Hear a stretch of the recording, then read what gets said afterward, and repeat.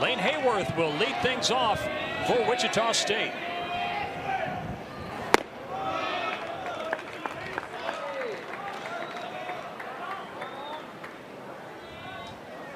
You see the heavy sink right on the first pitch of the game.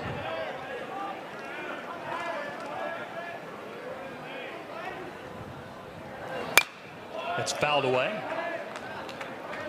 It's 95-95 back-to-back. It's a friendly win here at the ballpark last weekend here in Stillwater. It was a very unusual weekend. Brigham Young here for a Big 12 Conference Series, which Oklahoma State swept. It's 1 ball and 2 strikes to Hayworth. Thursday single game, and then because of the impending weather, which turned out to be a reality on Saturday, doubleheader was played on Friday. So the Cowboys had Saturday and Sunday off as Reed strikes out Hayworth to start the game.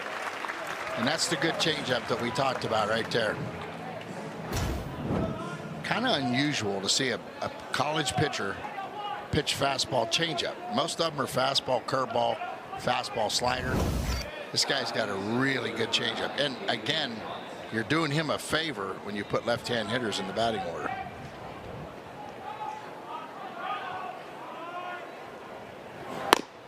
First pitch misses to David Johnson.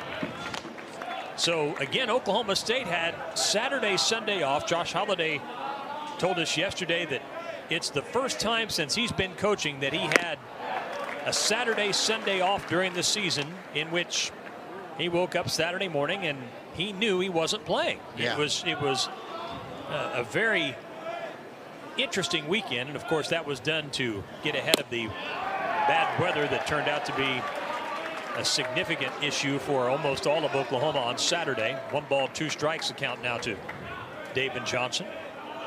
Cowboys have won 5 in a row. Boy, an offense was on display over the weekend. Thursday and Friday. And Reed strikes out the first 2 hitters he faces to start the game. And again, show that changeup early. And if they start looking for it, then the fastball is impossible to catch up to. And right now, you talk about fresh. I mean, the team should be fresh. Saturday, Sunday, Monday off. This arm looks real fresh. Jordan Rogers has a 6-game hitting streak coming in. He looks at strike 1. Yeah, I was going to ask you about that. How does the unusual layover, that is gap between games, no game on the weekend, is that a good thing? Is it a bad thing for Oklahoma State, or what are your thoughts? I think it's good this time of the year, especially as Oklahoma State has really tried to get healthy. They got so many guys that are almost back, almost 100% back. So they get 2 or 3 days to take some comfortable batting practice. And then you get a game like this. Like tonight, you get Miola back in the lineup. That's the value of playing Tuesday, because come Friday, Saturday, Sunday, you want him sharp. So I think it's good, Dave. I think it's really weird not to play on a Saturday, Sunday. Really weird. But they took care of business on Thursday and Friday. So I don't think anybody will complain about having a couple days off. 2-2 to Jordan Rogers. 2 away, bases empty here in the first. Of course, for those viewing the game that aren't necessarily Big 12 baseball fans, and there are many of you out there, BYU does not play on Sundays, and so the series had to be finished before Sunday. Reed strikes out the side to start the game. We'll head to the bottom of the first in Stillwater. We're scoreless. Colin Ritchie will lead things off for Oklahoma State. Looks at ball 1. I think this might be his first time leading off all year. I think there was another game or two. I'll double check this, Tom, but I believe he did lead off in a couple of games. The lineup has been a work in progress with all the injuries for Oklahoma State, as Josh Holliday has tried to take a lineup that's fairly heavy in left-handers and put the right combinations together to protect the left-hand bats and also sort of match up the right guys in terms of just giving you the best opportunity to let guys sort of play off. Well, I think what's happened in baseball, Dave, all the way or all around baseball, it's almost like they want to put a lineup together and assume you're already in the 4th inning, because you can't control who's leading off after the first inning anyway. So what they do is they either go with a little bit of a power guy in one hole, extra base hit guy. Very seldom do you see the speed guy sitting in the one hole trying to draw a walk and steal a base. I mean, seems like that day's gone. I did double check. Richie has hit leadoff twice, the last game of the Cincinnati game and 2 weeks ago tonight against Dallas Baptist, but he hasn't done it often. And he draws a leadoff walk. He's not a runner. I mean, he's a power guy. I mean, he's a freshman. He's got a good arm, good eye. He's a very relaxed hitter. One of those guys that it's kind of hard to refer to him as a freshman anymore.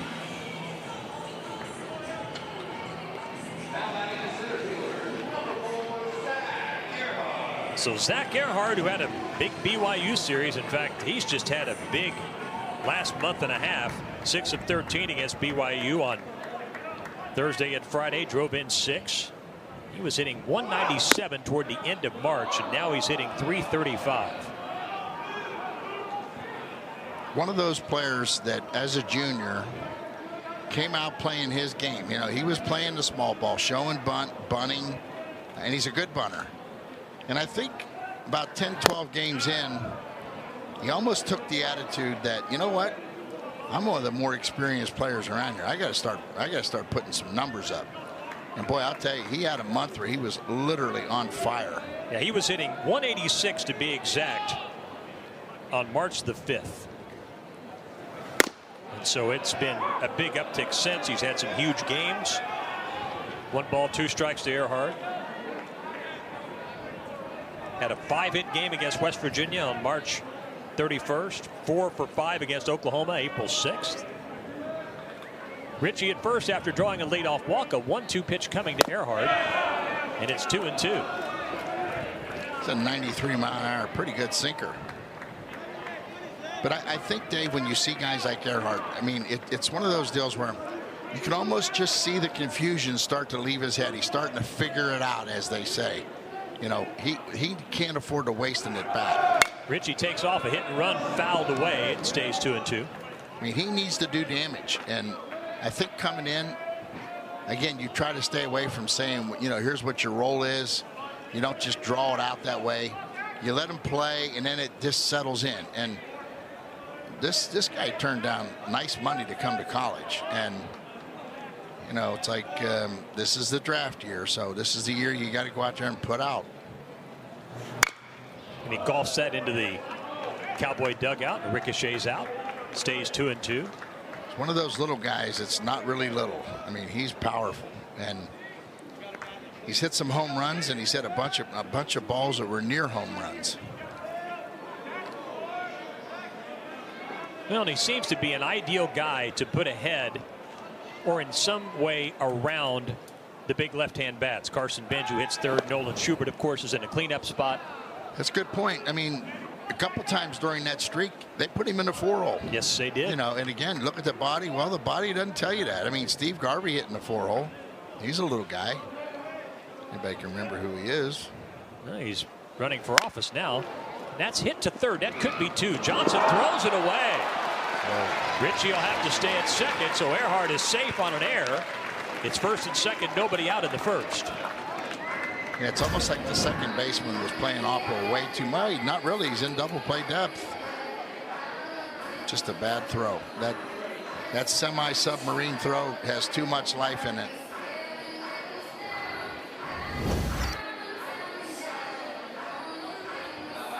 And for a guy that walks a bunch of people, you got to turn that double play for him.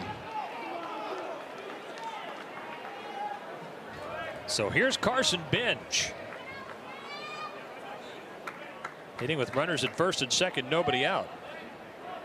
Talk about guys with a big week. Benj had a big week last week. He went 8 for 17 in the 4 games with 4 home runs and 10 RBIs. And they got their corners in. I mean, you really think that this guy, I mean, this is one of the premier bats in the country. He's not going to bunt.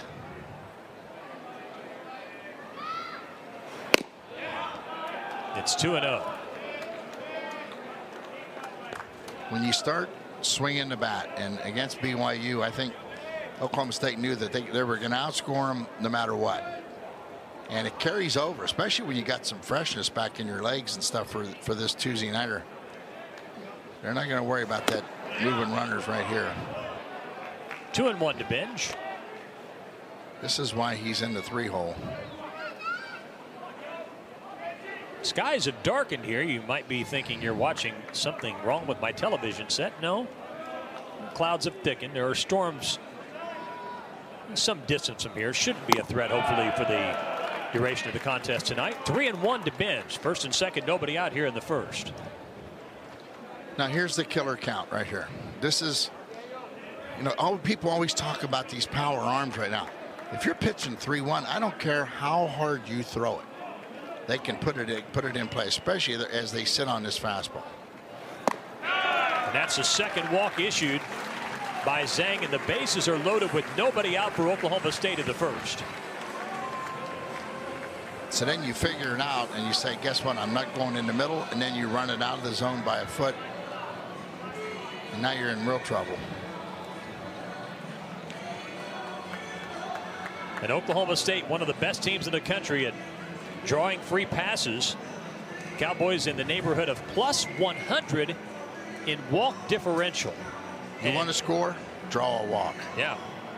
And you think about that. You know, it's when you're in that type of situation where you're drawing a lot more walks than you're issuing, it's not really that hard to figure out. You're going to win a ton of games just because of the free passes or lack thereof in terms of what's issued by the pitching staff. In fact, entering tonight, Oklahoma State plus 101 walk differential. And Dave, every time you say walk, people go, oh no. I mean, go to a Little League game and to hear somebody say, don't walk and throw strikes. I mean, that happens at every level. And right now, how can this guy throw 4 straight balls like that, all fastballs? Well, it happens. 1-1 to Nolan Schubert. Bases loaded, nobody out. So we keep saying that guys had big weeks and big series, et cetera, et cetera. Schubert might have trumped all of them. He was 9 for 15 last week with 3 RBIs, or rather 3 home runs, 10 RBIs, 8 runs scored. So he is on a tear. And of course, Schubert missed 3 weeks after a freak injury back in late February, the last week of February at Dallas Baptist. Had significant surgery, and I think surprised everyone by returning to the lineup in 3 weeks. But it looks like he's just sort of getting his timing back and getting his stroke back. Yeah, it was like starting all over again. I mean, you get ready for a season. About 10th game, you get in the groove. Of course, he went down a little bit earlier than that, right? Wasn't quite the 10th game. But then he had to sit and literally sit out 3 weeks. Yeah, it was the 8th game. 8th game. Right when he was getting into the groove. 2-2 to Schubert. And he hammers that down the right field line. It is foul.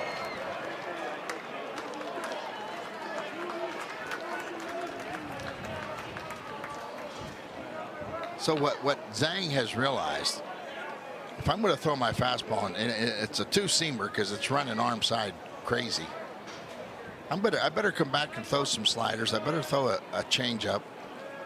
He's back in the count now, 2-2.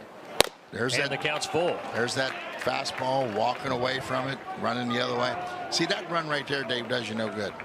Somebody will sit behind the plate and say, you know what? His fastball has good run on it. Yeah, but it's running into the other county. I mean, you couldn't hit that pitch right there.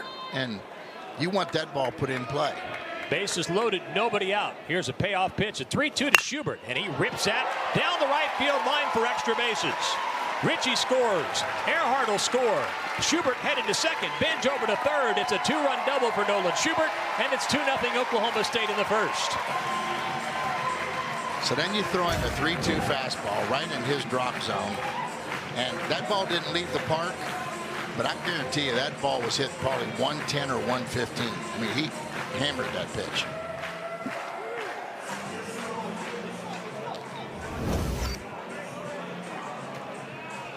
So here's Aiden Miola, who's DHing tonight, back in the lineup for the first time in 6 games. The first time that he suffered a hamstring injury was up at Wichita State on a cold night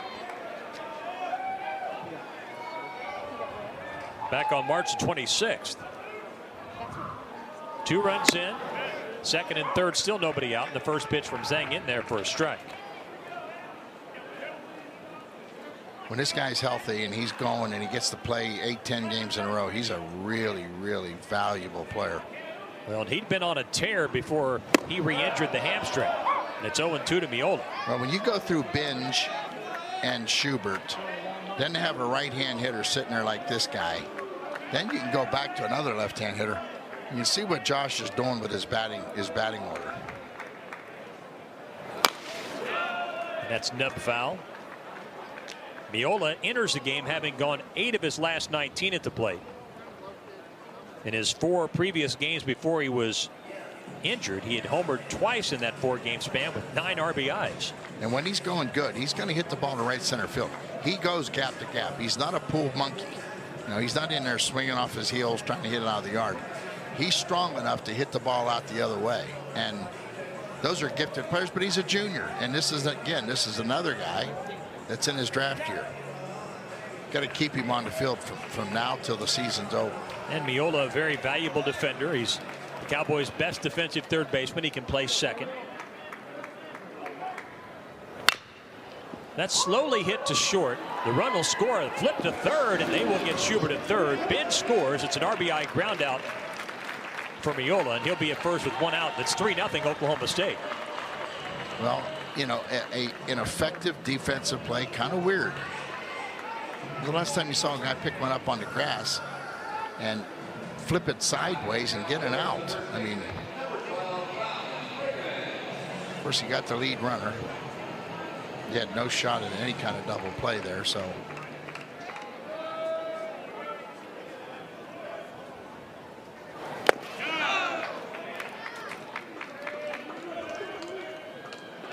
You're not supposed to go on the road and spot the home team 3 runs in the first inning. Well, 3 runs on 1 hit, yeah, which is even worse. Now, that 1 hit was smoked. I mean, that wasn't a cheapie. But a couple of walks and an error, a very untimely error at that. Miola at first, 1 out. It's 2-0 to Brigham.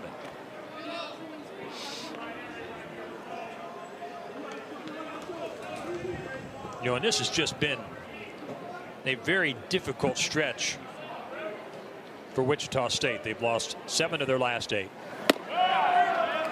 They're doubling up at midweek this week. They'll play in Kansas tomorrow. Yeah, they'll have their hands full there, too. Kansas might be the most improved team in the conference. How about that? Swept Texas Tech over the weekend in Lawrence. 3-0 to Brigham. They did it in all phases of the game. That's in there. It's 3-1. You know, and Tom, you look back at Wichita State, they're doubling up at midweek this week, and then they did the same thing 3 weeks ago when they had the Cowboys on April 9th and then went to Manhattan, Kansas on April 10th. Doubled up with Oklahoma and Kansas at home the 2nd and 3rd of April. And that's into right field. That's a base hit for Brigham. Miola will head down to second. It's first and second with 1 out. And there it is. And you know, the 3-1 count, the 2-0 count, you've got to avoid that. 2 big sins in pitching. And it almost doesn't matter if you throw 97, 98, or 58. It doesn't matter. Avoid those counts. Ian Doherty has homered in 5 of his last 8 games, and the wind is blowing out to left. That pitch misses. It's 1-0. Doherty's home run total is up to 7 on the year. Boy, what a nice time to get this guy going good. This completes the puzzle. 1 through 9. And Doherty's defense at catcher has really improved as well. It's 2-0. What he and Forsythe have done, Forsythe being the steady Eddie 300 guy that you hoped he would be, and this guy coming around after finally getting the job behind the plate. And when he got it, he was kind of banged up. Sore arm, wasn't throwing good. Now he's kind of doing it all pretty well. It's 2-1. And that's a ball. That ball's down and away. And hey, nobody knows that better than catchers. I mean, Ian can step out of the box right there and mumble because that was down and away. So is that. And it's 3-1. And here it is again. 3-1 count.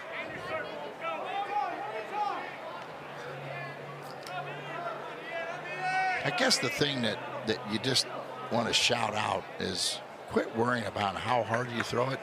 Give some thought about where you're throwing it. And that misses. And the bases are loaded with 1 out. 3 runs already home in the inning. And again, that ball had life. I mean, he got underneath the series, or you just need to sort of come up for air. That makes it really hard. And I like the idea of the 4 games on the weekend. I mean, I think Thursday, Friday, Saturday, Sunday would be fun. I mean, oh, I would love that. I think it's the way to go. Geez, take Monday, Tuesday, and Wednesday to regroup. 0-1 to Avery Ortiz. Oh, we've talked about that on some of our telecasts earlier. I think it would be great. I think one thing it does too, although you're going to kill me for saying this, sort of forces your hand to a pitching plan. You know, you can't mess around. You've got to figure it out. That's right. Are you upset with me for saying that? No. I mean, Dave, you play 56 to get ready for conference and then NCAA tournaments. A 4-game set would make you develop 4 starters. That's all there is to it. Then your relievers know they're relievers. They know that role. You can get them ready to go like on, Thursday and Saturday, and then Friday and Sunday. One thing about today's pitcher, they like to know their role. That baloney about wait until the phone rings in the bullpen, that's out the door. Ortiz fouls that away, stays 2-2. 1 out, bases loaded. 3 runs already home here for Oklahoma State in the first, and again just 1 away. Yeah, it would really force the hand in terms of how you put a pitching staff together, and would it not prepare teams for regional play more effectively? Absolutely. Because that's what you're dealing with in regional play. That's fisted foul behind us out of play. So there's really no mystery going into the regional. Hey, what's our pitching plan? What are we going to do about a doubleheader on Saturday, or excuse me, on Sunday, et cetera, et cetera? It's like, well, played 4-game conference series. And no we're big talking deal. about after they get the 3 weeks of middle February to the first week in March to go ahead and play some games just to get ready to play. Yes. I'm even against that. I think college baseball will be so smart to get away from wasting games in February. 2 balls, 2 strikes, bases loaded, 1 out, 3 runs home in the inning. Oklahoma State has benefited from 3 Wichita State walks surrendered and an error. It's 3-2 to Ortiz. You keep surrendering the count, you're going to get beat up. That's all there is to it. And geez, you hear it, you say it all the time. You got to throw strikes. Well, you got to eliminate fear. And that's a 4th walk issued by Wichita State pitchers here in the first. It walks in Aiden Miola. And it's 4-0 Oklahoma State, and the base is still loaded with 1 out. In his mind, anywhere in that pitcher's mind, he was thinking, no, I got to throw this thing over the plate.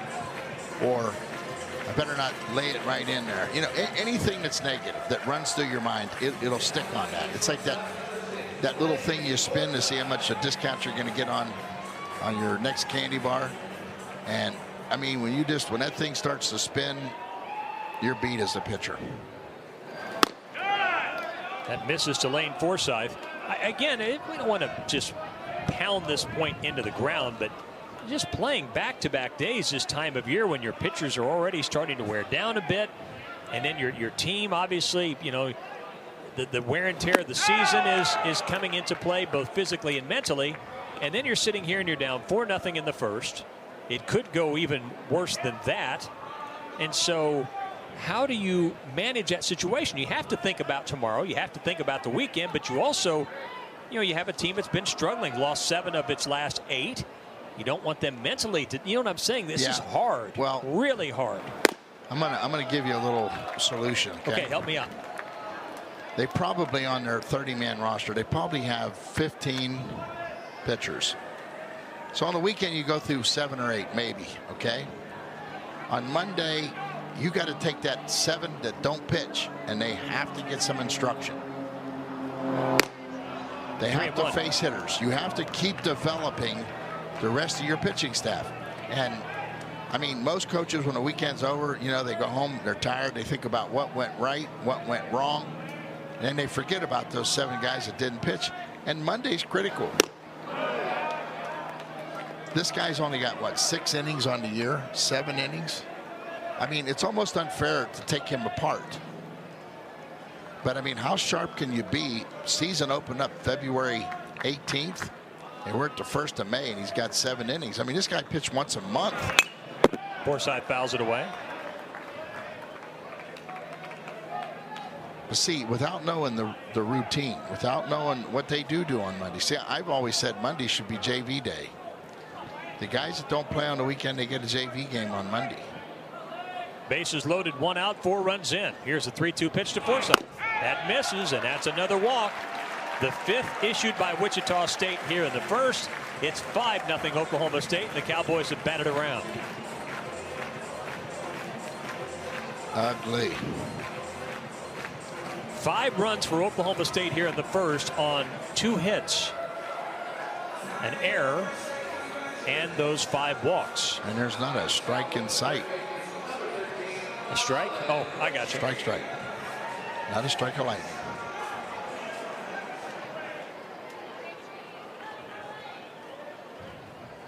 So here's Richie, who started this inning by drawing a walk. He looks at strike 1. You know, Dave, my first year in coaching on a full-time basis at Arizona State, I had to run the JV games on Mondays and Thursdays. And I could end up with one of the best players in the country playing for me that may have had a bad weekend, you know, 1 for 15. And all of a sudden you got that guy playing for you in a JV game on Monday. And I'm thinking, Coach, you already got my lineup. You just sent me over a guy you want in the lineup. I got to throw my lineup card away, so to throw it away. Okay, so you put him in there, and uh-oh. That's high in the air, into right. Stroh, fighting off the wind, makes the grab. Runner Doherty tags at third. He'll score easily. It's a sac fly for Richie. Over to third, Ortiz. It's 6-0 Oklahoma State. I thought he got it out of here when he got it. But you know, when you have that JV thing, I mean, it was easy to know you were getting guys ready for the varsity.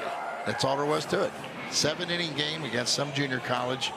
That way you get a chance to see the junior college and get your guys caught up. And it was a great system. And that was like 1976.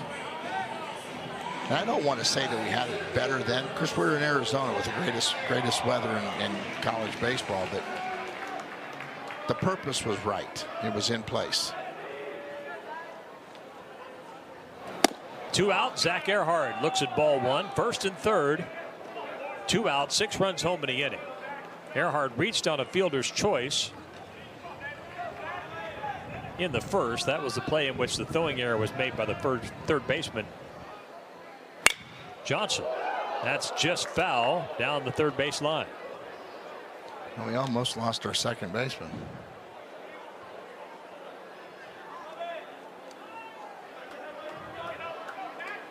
It's another reason why you don't like Tuesday baseball. Can't afford to get anybody hurt tonight. Well, think about 2 of the most significant Cowboy injuries that have occurred. Forsythe takes off from first. He's down to second, and he's in there safely. That's his 9th stolen base in as many tries. He's perfect 9 for 9. It's a 2-ball, 1-strike count, 2 out here in the 1st. The pitcher completely ignored him. And it's not like you're trying to run the score up, but when a pitcher just goes to a complete windup from the stretch like he just did, if you don't run, you might get chewed out. Sure. You know, like you got to be on your toes. But his time to the plate right there had to be somewhere in the 1.6, 1.7 range. 3-1 to Earhart. You know, back to the midweek thing. Nolan Schubert suffered his injury midweeker at Dallas Baptist. Aiden Miola, his hamstring injury was at Wichita State midweeker on a Tuesday night. And by the way, that's the 6th walk issued by Wichita State here in the 1st, as Earhart will trot down to first, and the Cowboys have the bases loaded, 2 out. And 6 runs home in the inning. Yeah, you almost want to reach out and help this guy. If you can just get it out, take a deep breath, and come back in the second inning, maybe he can get something on his own. But you bring a guy with one out in the first inning and just give him trouble on top of trouble. And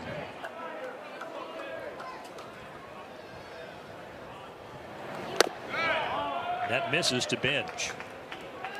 But Dave, the way the college system is set up, and I know Coach Green doesn't like this 2 games of midweek. I wouldn't either. That's borderline suicide pitching wise.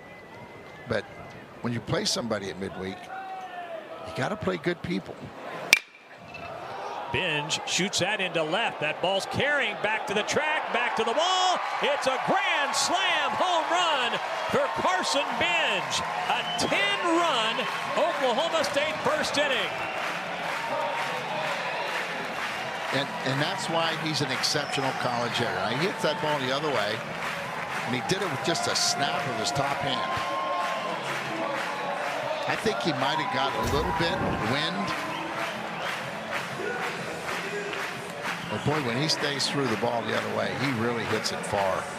And he's not that big a kid. Of course, he's got that perfect baseball body, that long and lean and strong. So 10 runs in the first for the Cowboys on 3 hits. Cowboys hit 13 home runs in the 3-game series against BYU, and their first long ball tonight's a grand slam, and Schubert lifts that into left center. The wind is pushing this back near the warning track, and it's gone. Schubert got one in the strong breeze, and it blows out to left center. Back-to-back home runs for Binge and Schubert. It's 11-0. That ball was so high, I thought it was going to hit that airplane. Now again, this is manpower. These aren't 2 guys that hit home runs by accident. These 2 players right here, you're gonna watch for a long time. When you watch the Wichita State outfielders, Johnson the center fielder and Hayworth the left fielder, sort of really thinking that ball was going to stay in the park. It didn't. It's 1-0 to Aiden Miola. I think the left fielder was jumping up there hoping that somebody give him a hot dog in that alumni alley. Because that ball was way out of here. He couldn't have caught that with a... Uh-oh. That's ripped by Miola, but right at the left fielder Hayworth, and that ends the Cowboy first. But what an eventful... Bring it back. I mean, in the Midwest, people would just clump Wichita State, Oral Roberts, Oklahoma State, and say, you better stay out of Oklahoma. But Wichita State was part of that, and it's slipped away. I mean, I'm not going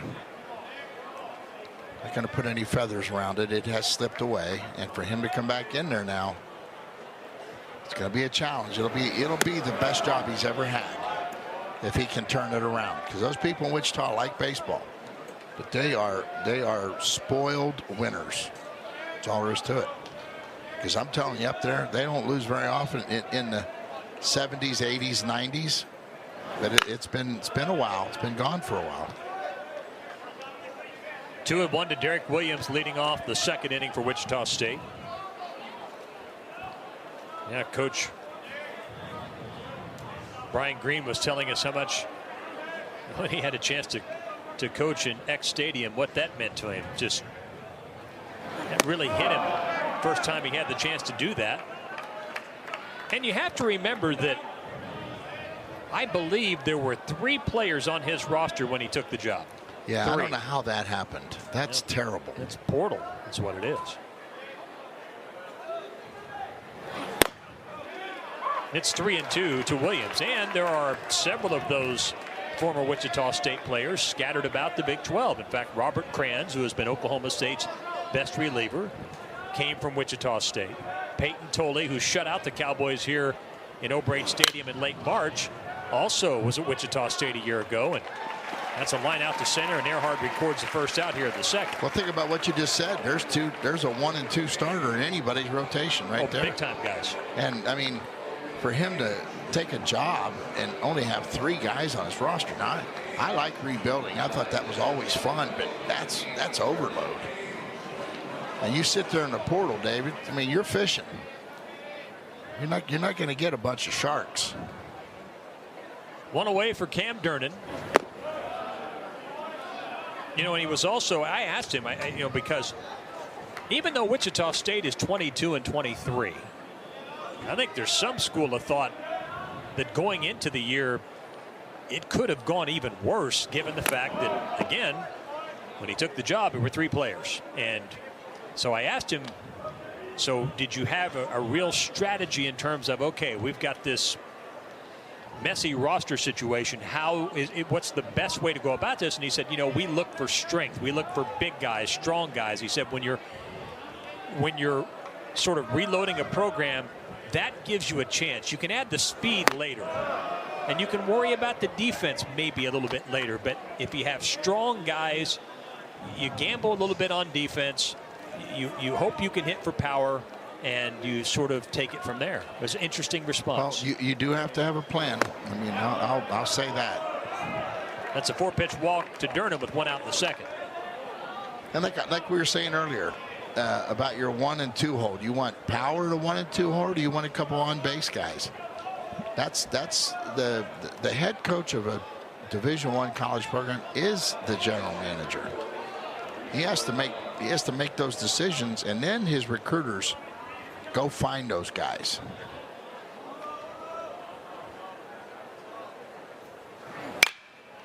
First pitch popped up by Mian. Ortiz fights off the wind, records the second out. And if the impression that Brian Green gave us is accurate, I'd like to think that it'll be pretty easy for people to rally around him. And again, as you said, it is a Wichita State baseball community that is used to the highest level of success. But Brian Green is so personable and such a good communicator. I would think he would have people fired up to try to help out pretty quickly. And the thing that goes with that is, in the world of NIL, there is a very obvious way for those who are passionate about Wichita State baseball to say, hey, let me help these guys out. Yeah, and because of that tradition, that history up there, NIL is not easy. I think, you know, again, them not having football, it might help them. And it's a big deal to try to find that kind of money, that NIL money, when football's not the #1 guy in line for this guy's $1,000 or this guy's $500. It's 3-0 to Josh Livingston with a runner at first and 2 out here in the second. But I can tell you that with Brent Chemnitz and Gene Stevenson still in the Wichita area and totally behind Brian, they can make it happen. They know how to bring people out to the ballpark. That's a walk to Livingston, and that's the second walk surrendered by Reed here in the second. Now this is that 30-minute first inning right here. Because if you look at his numbers, you say, you know, this is kind of Dom Reed's thing. Dominate and then loses it. Dominate, loses it. And it's between your ears, Dave. I mean, you gotta get off the bench during a 30-minute inning. Don't sit in there and lose your concentration, because when you score a bunch of runs in the first inning, everybody's jacking around, everybody's laughing, and then you're trying to be dead serious on the mound, and then guess what? It's 11-0. I mean, where do you go for intensity? You got to create it yourself. Durnan at second, Livingston at first with 2 out. And it's 0-1 to Sestro.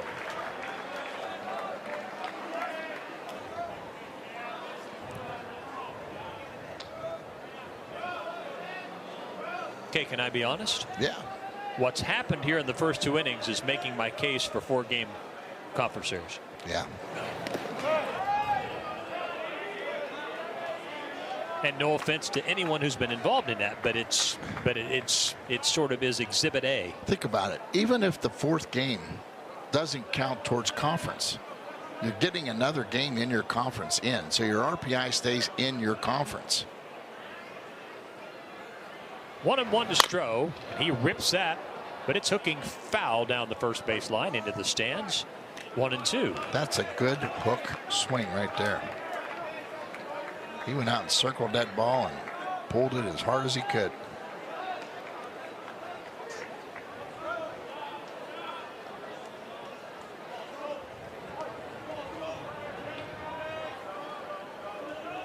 First and second, 2 out, 1-2 pitch to Stroh. It's 2-2. And Dave, no matter how you carve it up on the schedule, okay, sometimes your conference just doesn't allow you to have a good RPI. Sure. And you just can't do anything about that, okay? I mean, some conferences in basketball are way better than they are in baseball. But when you're doing that, you take those non-conference games and play the best people you can. And Wichita State built their program around that. Turn that number around. Their walks to strikeouts have been not pretty. 0-1 to Brigham. Wilkinson last worked on April 14th against FAU. Gave up a run and did not get a man out. Walked 2. And the numbers on him indicate he's a 87, 89. He's a finesse guy. So we were looking at that information about Josh's success against Wichita State. When it comes to midweekers, how much of that is just timing? I mean, when you catch teams, not only in terms of, okay, the team you're playing at midweek and how they're going, but what's the situation with your team at the time you play them? What have you dealt with the weekend before? Did you get your bullpen trashed on Sunday? I mean, when it comes to midweek baseball in a single game, there's a lot of timing and some degree of luck involved. I mean, would you agree, or is that a stretch? No, there is. I mean, there's a little bit of luck. Absolutely. Injuries come into play. You got to give a guy a Tuesday off if he's limping or sore. But midweek baseball, Dave, I'll put it this way, okay?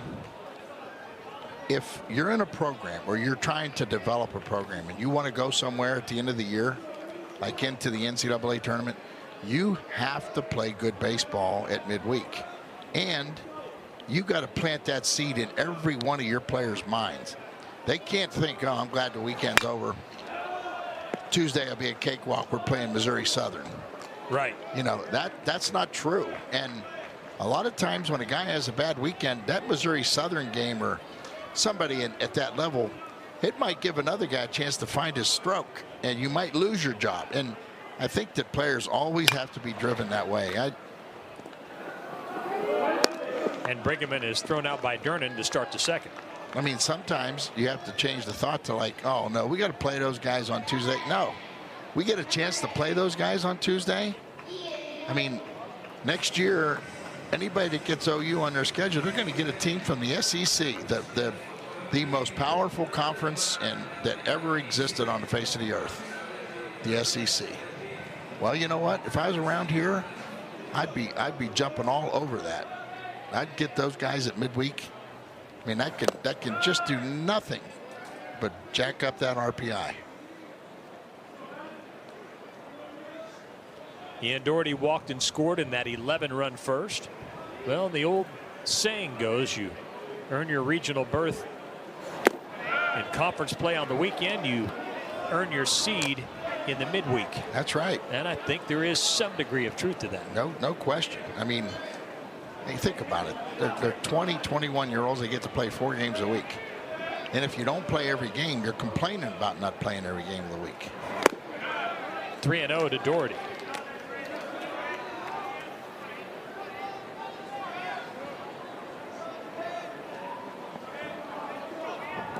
I just think it'd be a lot more fun playing in better weather. You know, college baseball has to wake up on that.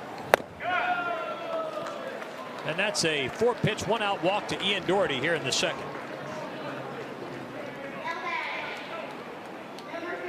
Yeah, this will make the pitching coach want to get thrown out, so he can go to the locker room and get an iced tea and not have to watch this. Because how many walks is that? That's 7. We're in a second inning. Did you ever do that? Did No. you ever go get tossed so you just can call it a day? No. As I say, I wouldn't think you would do that, but we all have our moments, right? There were days when I got it that I deserved it, and when you deserve it, sometimes in the back of your mind, you can almost say, hey, guys, I think I'm going to take an exit. You got to defend your players. I mean, that's what it's all about. Sure. And, hey, there was a day in this region where games of this value, umpires would take control of the game, and they get upset about somebody in the dugout complaining about balls and strikes, and they hunt you. They try to find you. They try to get say one more word. I mean, I'm going to go back to that deal I saw the other day with Boone getting thrown out in New York. He got thrown out in the first inning, and he didn't say a word. It was a guy sitting behind him in the stands, and he gets thrown out, and they got it on film. He didn't say another word. That's ripped down the left field line by Ortiz, and that's gone. The third home run for Oklahoma State tonight. Number 8 for Ortiz on the season. 13-0 Oklahoma State in the second. Well,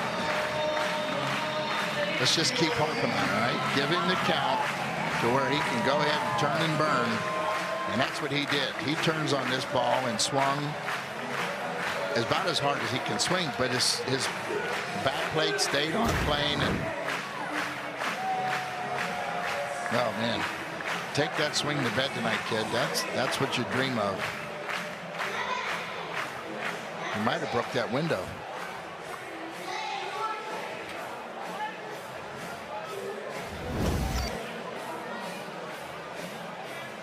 I just hope the people stick around, you know, and go get another hot dog. Or if you're at home, come on out. There's a home run derby going on. 13-0. The Cowboys have missed an extra point, apparently. 13 runs on 5 hits. But they can recover that here. Sure.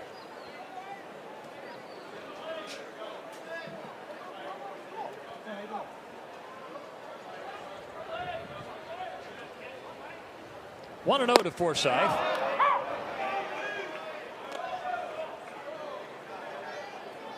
Got a little sink in there.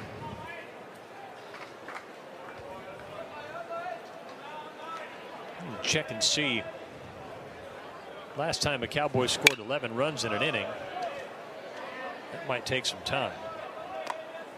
I'm going to go back to like 203 maybe. Nah. You know, we did it back in either 202 or 203. It's getting to be a long time ago. Well, the last time a Cowboy scored 10 in an inning was actually earlier this year against Central Michigan.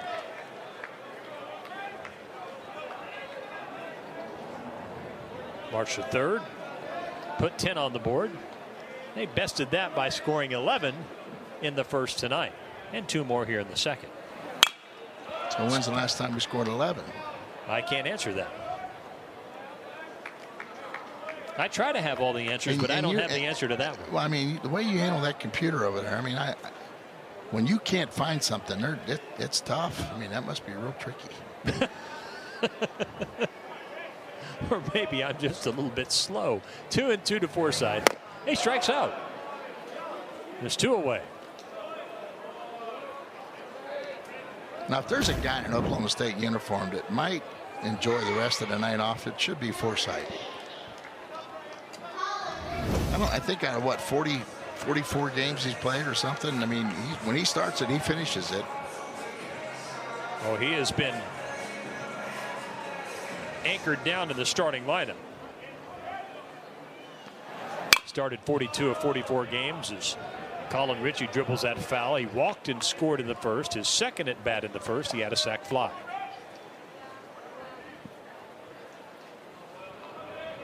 $13-0 Oklahoma State leads here in the second. Cowboys scored 11 in the first. That's a little number that might be trouble. Nice play by the third baseman. But the throw over to first by Camden Johnson is too late, and it's an infield single for Ritchie with 2 out in the second. I'll take that. That batting average up to 300 tonight.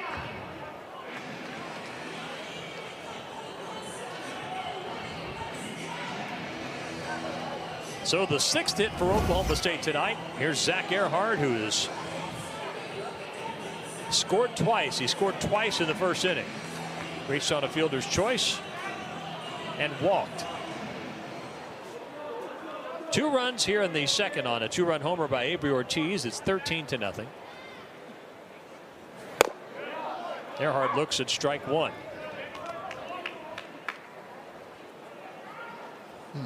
89. It might be his best fastball.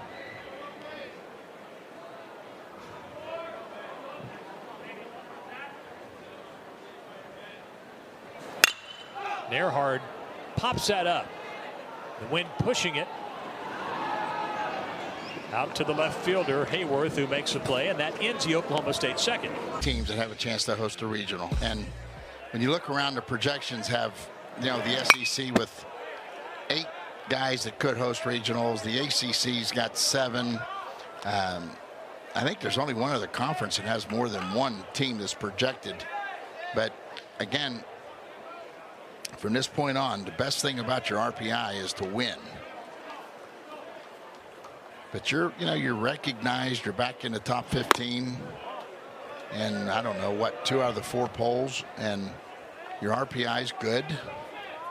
Strength of schedule, I mean, again, you just can't do much about that, Dave. I mean, the whole conference, other than the top 3 teams, everybody in the conference is right around 500. So that makes it hard to build on that strength of schedule.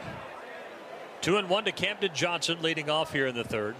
Well, and now that scheduling happens a little more in advance, you schedule a non-conference series in March, for example, and you think, well, this is a pretty good team that's been to regionals 2 years in a row, and then they come in and suddenly, for whatever reason, they're not nearly what they were, and so your RPI doesn't benefit from that. It takes a hit.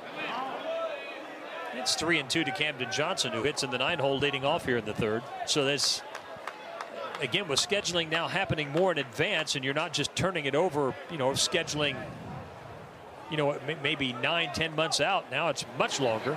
Makes it tricky. And there's a strikeout, and for Reed, his 5th of the night. Well, it's not a bad idea for people on that committee to start watching some games. See, that's that good changeup right there. You got him way ahead of it. And right now, Dom Reed, he has a chance to go out there and just work on all of his pitches with no fear. Just throw it over the plate. You can't put this game in jeopardy in any way, shape, or form. And knock off, 4 or 5 innings.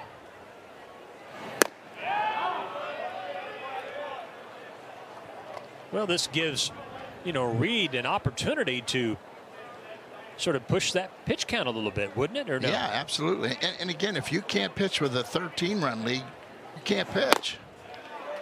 I mean, there's no pressure left whatsoever in this game. This is like throwing a controlled bullpen. Guy puts a finger down, you throw it. Well, in this case, I guess they call it in on the armband. Point's well taken. 1 ball, 2 strikes. Nobody on here in the third. It's 13-0 Oklahoma State. Then get your bullpen lined up for Friday night. And there's still a couple, really good arms in that bullpen that didn't pitch over the weekend. Right. But again, that happened because of all the runs they scored on the weekend. That's to second. Nice play by Avery Ortiz, and there's 2 away. Getting better all the time.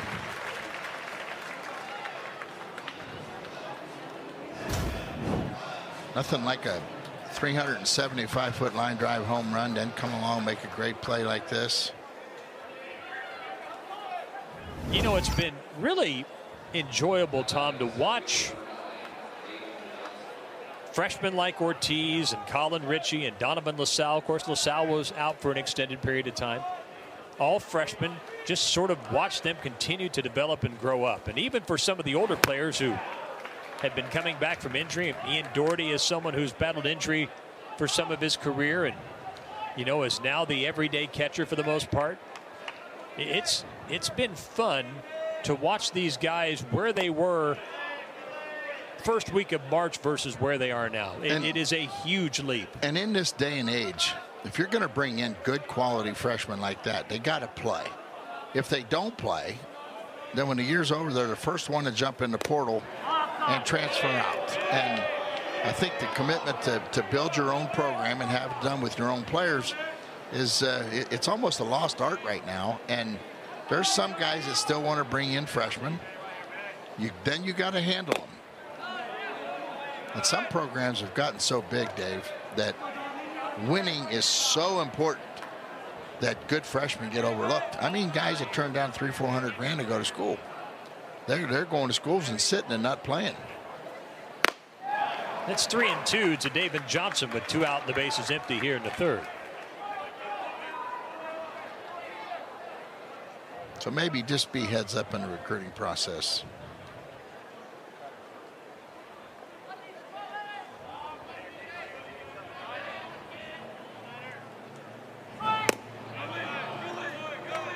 And that's the third walk issued by Reed as David Johnson reaches with 2 out.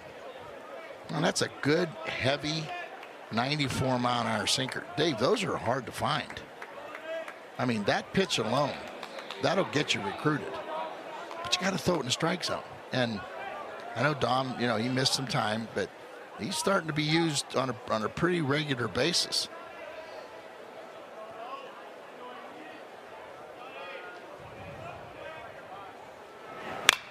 Jordan Rogers fouls that away.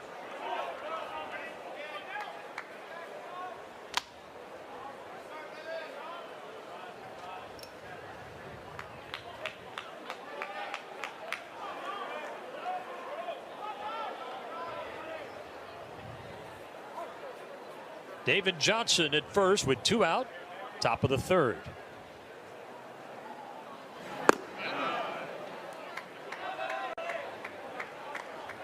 And again, 94, but he missed by feet, not inches. And a lot of times that's mechanical. That front shoulder just follows that front knee and it just flies wide open and you don't know where the hand is.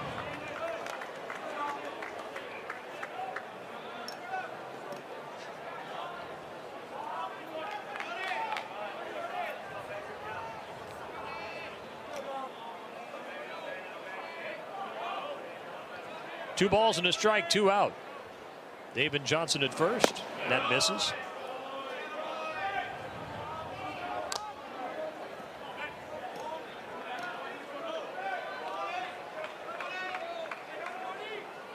See, hitters, they get a chance to take batting practice every day and work on their swing. Trying to keep from losing it when they feel good. That feels good. I got to keep that. Pitchers don't do that. That's line to Earhart. That ends the bat in the first. Then hit a grand slam on his second at bat. So he's already scored twice. Looks at strike 1 from Wilkinson.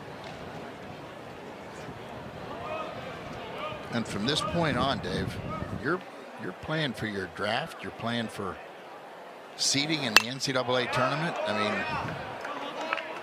mean, lots of reasons to come to the yard prepared.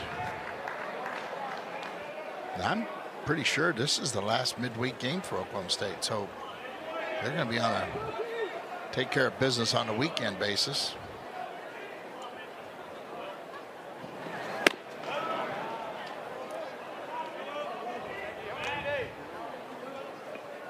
This is indeed the last midweeker. 1 ball, 2 strike to Bench. Now 9 of his last 18. 5 home runs and 14 RBIs. That's a little liner into left. Hayworth records the first out. And see, with 2 strikes, that's not bad what he just did. I mean, if somebody was on third, he scores on that. That's a good contact with 2 strikes. So in steps Nolan Schubert, his first at bat. He followed up, or rather his second at bat of the first, I should say. He followed up the home run by Benz, the grand slam, with a solo homer of his own. So in the first inning, Benz with a 2-run double and a solo homer. So in the first inning, he was halfway to hitting for the cycle. He hits that deep to right field, and that'll be way out of here. It's the second home run of the night for Nolan Schubert, his 12th of the year. It's 14-0 Oklahoma State. Would it be wrong to call them the BS boys? It doesn't sound good, does it? No, I don't think so. Okay, well, we'll skip that. Then back to back, those 2 guys Just watch and see how far they can take this ball club. Well, it doesn't get any better than that. That's great launch angle. He got it all. And he's powerful. I mean, when he gets it, there ain't no doubt about it. So 1 out and a run home in this inning on the solo homer by Schubert.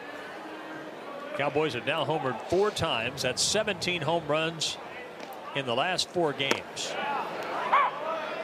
1-1 to Miola. Now, to be honest and objective, the winds have been howling out to left field. Probably a good 30 miles per hour for all of those games. Some of those did not need the wind, as was the case with Schubert's home run, which really sort of fought the wind. It's blowing out to left. 1-2 to Miola. Yeah, wasn't there a song about Oklahoma and the winds? Oh, yes. Well, guess what? It's real. I never knew what wind was until I came here, and it was like, does it ever stop? And then every now and then around 6 o'clock, it would slow down almost to nothing. In the fall, that's the time. Yeah, and then somebody said to me, that's why they call it Stillwater. Well, that's over the scoreboard. As Miola hammers that out to left field. For the second time tonight, the Cowboys hit back-to-back home runs. First Schubert, and now Miola. And it's 15-0 Oklahoma State. And for Aiden Miola, a solo home run to left field is his 6th of the year. This is his first game back in 2 weeks, isn't it? It is. See that long extension, Dave? Some guys can do that. Some guys get too big and strong. They can't do that. I mean, he's gotten stronger, but he hasn't gotten bulked up and gotten slower.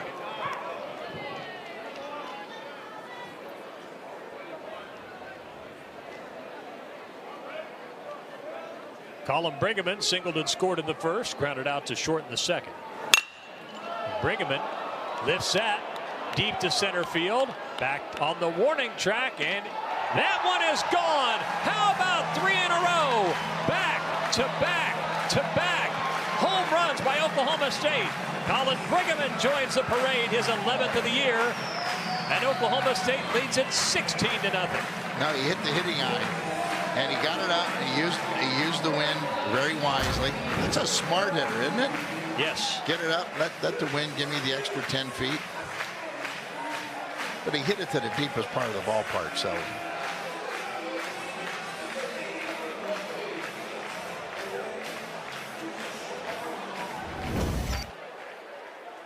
So we got like 4 more guys to get to 10 home runs, and we have 8. It's 16-0. That's 6 home runs for Oklahoma State in 2 1/3 innings. 16-0.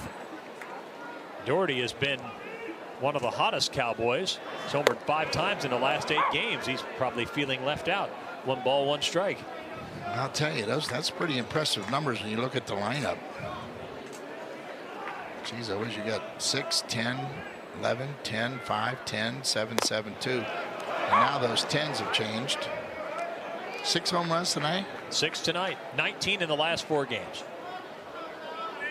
Have you ever seen 4 home runs in a row? I don't know. Well, let's see if Doherty can deliver. 1-2. It's 2-2. Boy, you just have to wonder what's going on in the mind of the pitcher. Oh, yeah. I mean, this poor kid, he's trying to throw strikes. He's trying to mix. He just keeps surrendering the count. Now, this is one time he's got to count. That's a good changeup. Well, again, remember, you're thinking, well, why isn't Wichita State going more to its bullpen? Well, they play tomorrow at Kansas. So you're trying to, as you would in a conference series, trying to sort of manage and juggle your pitching plans to give yourself the best opportunity for success. Yeah, you don't want to lose 2 tonight. You don't want to dump 2 games tonight. because you've gone crazy with your bullpen in a game that is probably not winnable at this point. Down 16-0. Yeah, very, you're right. very It's slim so odds. early in this game. I mean, it's going to be hard for those kids to play 7 or 9. I mean, I would think there's a run rule in. I don't know that, but I would certainly assume there is. Base is empty, 2 out. Avery Ortiz hit a 2-run homer his last trip. Oklahoma State with 11 runs in the first, 2 in the second, and 3 in the third. And see, because it is your only midweek game, you got to make sure the guys get enough at bats tonight that they stay sharp for Friday night. So if you're sitting there watching, it's like, man, why don't you take those guys out and put your second string in? I don't even know that there is a complete second string. Right. I mean, it's not like the old days. You know, you don't just activate guys. I mean, if you're toting 13 or 14 position players, that's the only guys you can play. Oh, I go back to something that you shared regarding your son Matt, 7-time Major League All-Star. Hey, you want to come out in those big games where, you know, the game's in hand, and what did he tell you? Absolutely not. You want a chance to feast on the pitchers that are struggling? Yeah, I mean, you know, if you play every day in the 7th, 8th, and 9th, and if you're chasing somebody, you're getting their best arms. And it's like Matt said, no, I want to stay in. I want to hit against their downside of their bullpen. 2-2 to Ortiz. And again, to hear that train of thought in the big leagues kind of makes sense. I mean, definitely makes sense. Like, kind of. That's a foul tip strikeout. But Oklahoma going to hit a little dead arm run period right now. You know, they're probably in it. Neither guy has been as sharp the last 2 times out.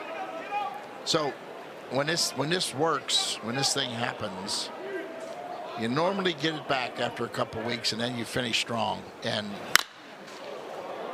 that's Bogic just put one on the tee, and David Johnson hits it out to left field. His 7th home run of the year makes it 16-1. hit the scoreboard. Pretty good jolt.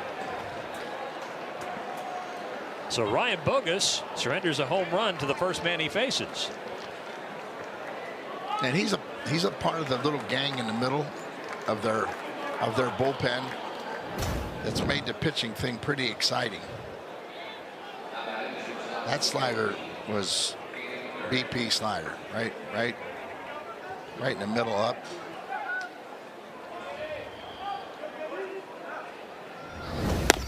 Oh, and 1 to Cam Durnan, who walked his first trip. And Ryan's velocity's come up. His last couple times out, he's been 92 and 94, somewhere in there. Oh, it absolutely has. As you can see, that's an easy delivery. And he's got multiple breaking balls. He'll keep you off balance.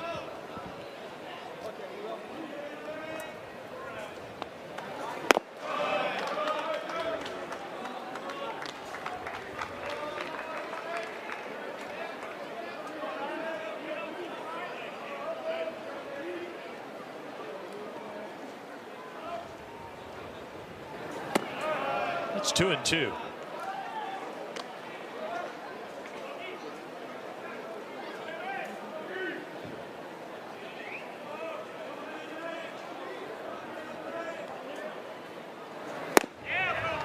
Durnan strikes out, 1 away here in the top of the 4th.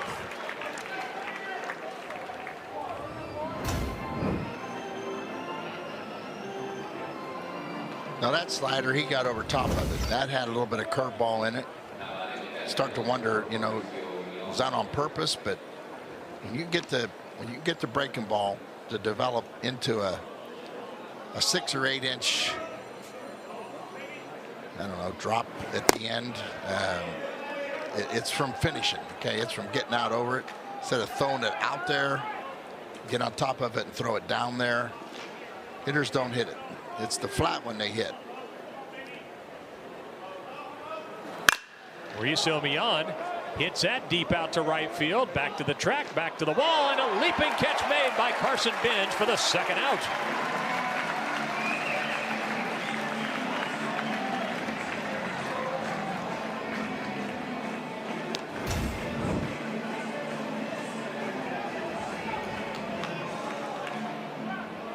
kind of got turned around a little bit. I'll tell you one thing, being able to play in this wind in this park will make him a better outfielder at the next level.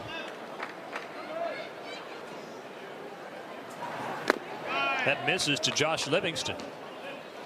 Well, you're dealing with very tricky winds. Not just the fact that it blows hard, but when a ball is hit above the grandstand area here, it does all kinds of strange things. And you know, and does it late, right before it comes to the ground. What it does is kids learn how to track the ball because it's a hitter's error. But to make the adjustment with your feet at the end when the ball comes down with that heavy run from the wind, which is what it picks up, and it makes it either run away from you or run right into you. Sometimes it takes a whole year for an outfielder to become a good outfielder in this ballpark or in any ballpark in Oklahoma. 2 out, 2 balls and a strike. It's grounded to first. Oh, and Brigham has it go under his glove, and it goes into right field. Livingston is on first with 2 out.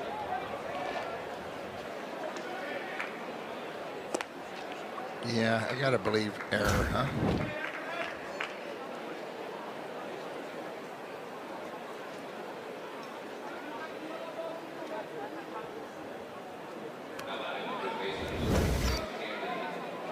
Yeah, just kind of one of those, hey, you put it down. Brigham's a big guy. He is. Get over there. Backhand it. Don't get it.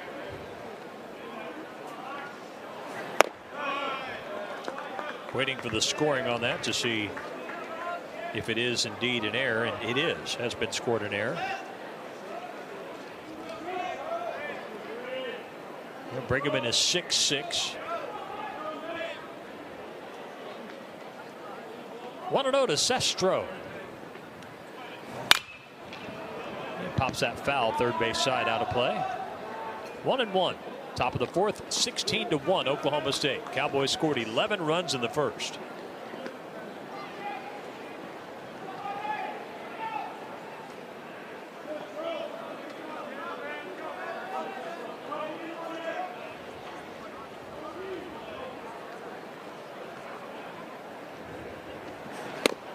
One ball, 2 strikes.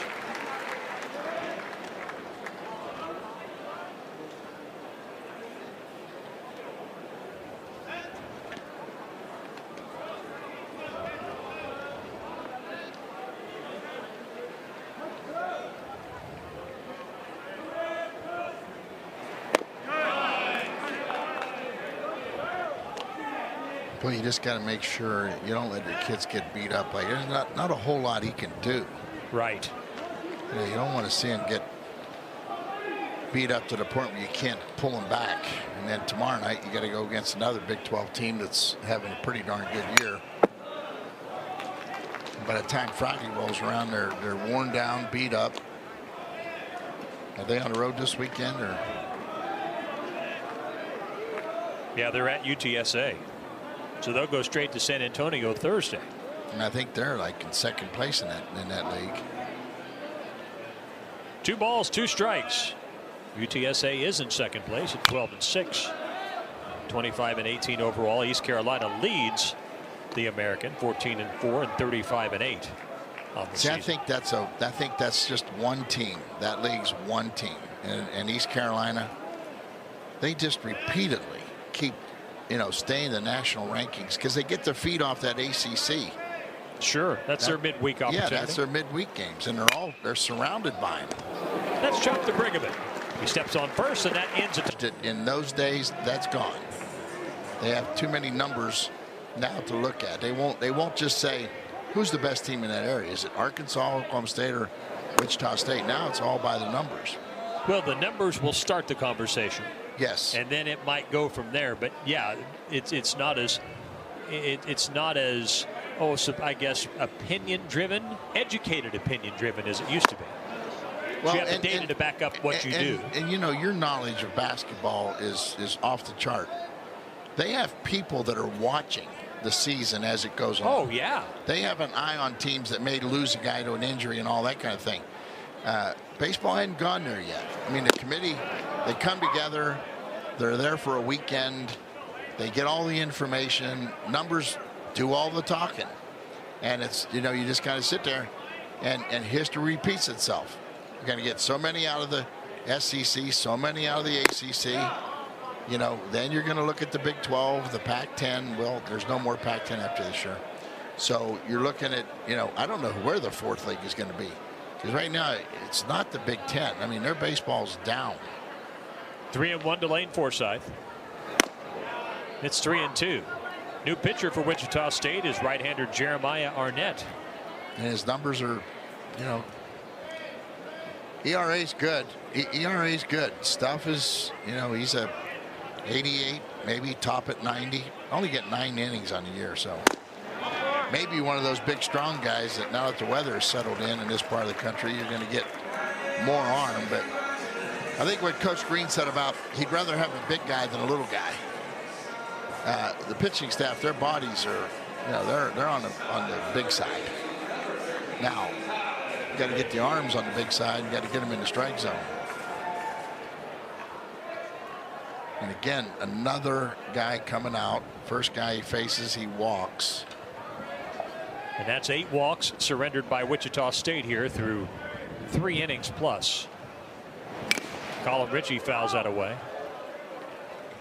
See, I would take that mechanism that you have in the dugout now that you can talk to your pitcher and catcher, and I would talk him through his warm-up pitches, just like I'm sitting with him in the bullpen. Because that first pitch walk, that's a concentration thing. I mean, that's as much between the ears as it is anything else the pitcher does.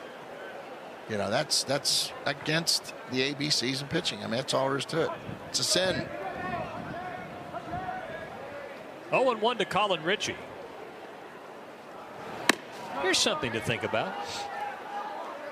I wonder, and I don't know the answer to this.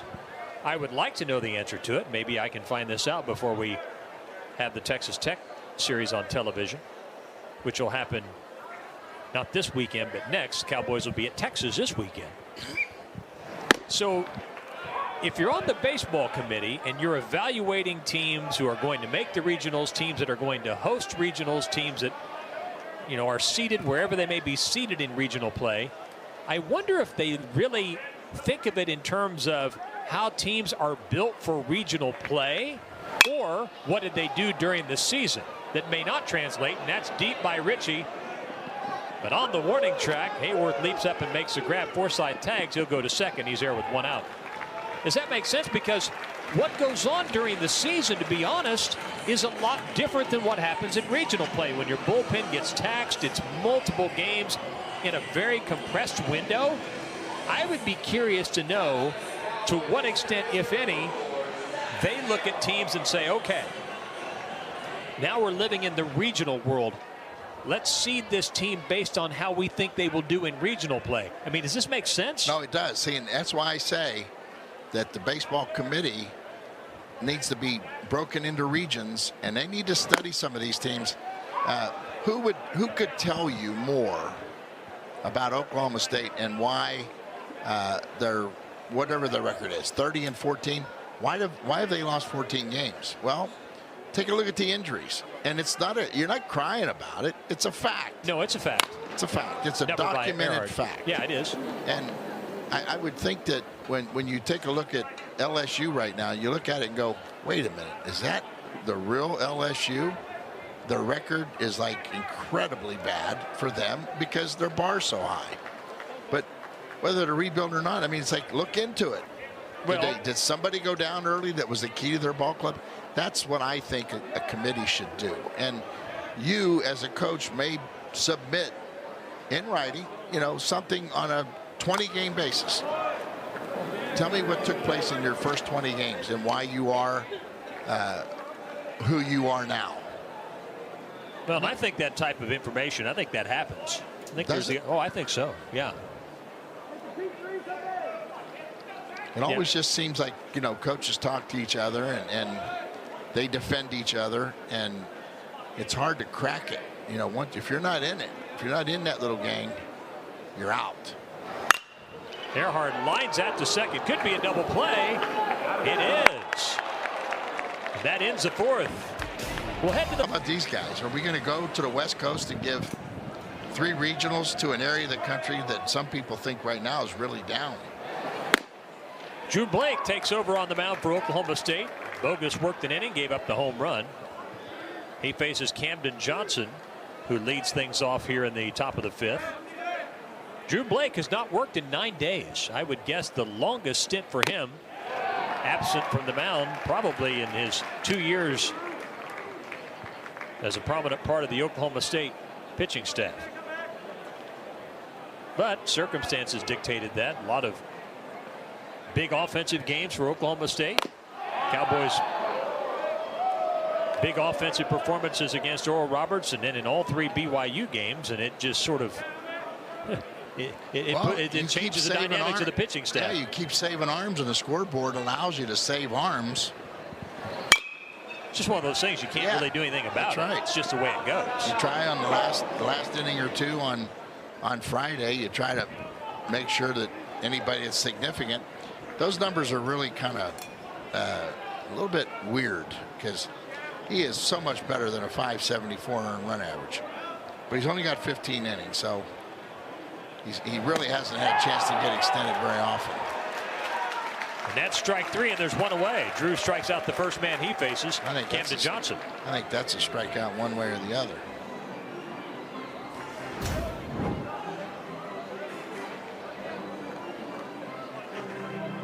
Yeah, that ball had a little curve in it. That's the breaking ball that changes planes that will strike you out. The breaking ball that runs out of your hand, you throw that down and in, it's going to get hit hard. Will Stark, a pinch hitter for Wichita State, looks at ball 1. That's 95, and his velo's up. Yeah, and you could see it. I mean, watch his leg hip. Watch that whip out of the backside. I mean. Yeah, I'll be honest, Tom. We've only seen 1 hitter plus. He looks different to me so far, Drew Blake, than he's looked maybe all year. You seeing that? Yeah, and it's 1 and 2. Maybe the biggest part is like he was kind of designed to be the situational left-hander, which in some cases that's to see 2 hitters and then you take them out. And there's times when he's so loaded. I mean, this is a guy with high adrenaline. And he comes out and he kind of fits that role of being a late inning reliever with a lot of energy, a lot of velocity. And then all of a sudden it's like he couldn't control the strike zone either and gave people a lot of pitches to hit. 2 balls and 2 strikes to the pinch hitter Will Stark. And for him to learn to control himself. Not any one emotion, just control yourself. Stuff's good. I mean, some breaking balls are really, really good. Some are just runners that, you got to locate it perfectly. Not much of a changeup. It's grounded to third. Nice play by Ritchie. High throw, and Stark is safe. Yeah, Ritchie's done that numerous times. I mean, it's almost like he had too much time.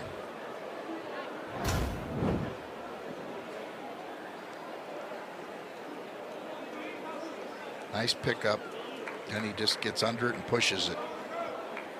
And Ritchie is new to third base. We've talked about that a lot, but I think you have to point that out in fairness to him. Yeah, and he needs to take the first baseman out to dinner tonight. David Johnson fouls that back. I think that ball was headed to the bleachers, into the stands.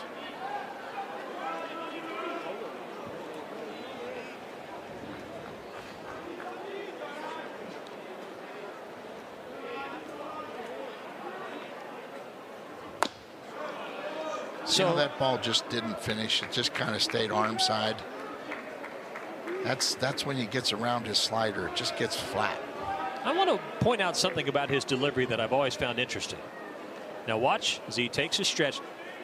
The ball is out of the glove almost from the time he starts the windup, which is interesting. That started about 10 years ago. Some guys started thinking that that helps a pitcher stay on his back leg and stay back on the rubber so that they don't drift. Watch, see how he stands up and does that? That's into left field, and that's a base hit. Stark down to second, first and second, one out. It's a technique. I mean, it's spread through the baseball world. You can see that tonight on SportsCenter. That early separation out of the gloves, designed. You know, there was a time when it was drop, drive, and release. Tom Seaver. Then it was the 6'1" guys and above. You got to stand tall and fall to the plate. Stand up and fall. Well, fall's not a good word. So in order to stay at the balance and be tall and throw downhill, guys started that glove separation, the ball high. Honestly, hitters like to see the ball. So when you do that, and that's what I was curious about. And if you show the hitter the ball and he finds it, I think it makes you a lot more vulnerable to get tattooed, unless you're a 4-pitch mix guy and you can really mix. Well, that's why I asked that, because everything, you know, it's all about picking up the ball, right? Yes. So you see that, and it's just something I've been meaning to ask you, and I haven't done it until tonight. Watch on his roll of his front shoulder here. That time he did a great job. I mean, he turned that front shoulder and hid the ball. Instead of, you know, pitching like he's in a hurry, slide stepping, he rolled his front shoulder with his front hip. Watch this. See the roll right there? Oh, right in the middle of the plate. Out to left center, and that's off the wall for extra bases. Stark around third, he'll score. It's an RBI double for Jordan Rogers, and it's 16-2 here in the fifth. That's an unearned run charged to Blake. Well, he hides the ball good right there, but he throws the fastball right in the hitter's zone. You got to remember, the score is like 16-1. They have nothing to lose either. I mean, they're going to the plate loose as a goose. Pitching can become tougher with that much of a lead. And you might think this is kind of out of school, but you got to still throw a couple fastballs up and in. Don't let people lean out and take batting practice. 0-1 to Derek Williams, who homered his last trip in the fourth. That 94 running in. Get in there. Don't let people get comfortable. I guess what I'm trying to say is, if it's 16-2. That's deep to center. Earhart on his horse makes the over-the-shoulder grab.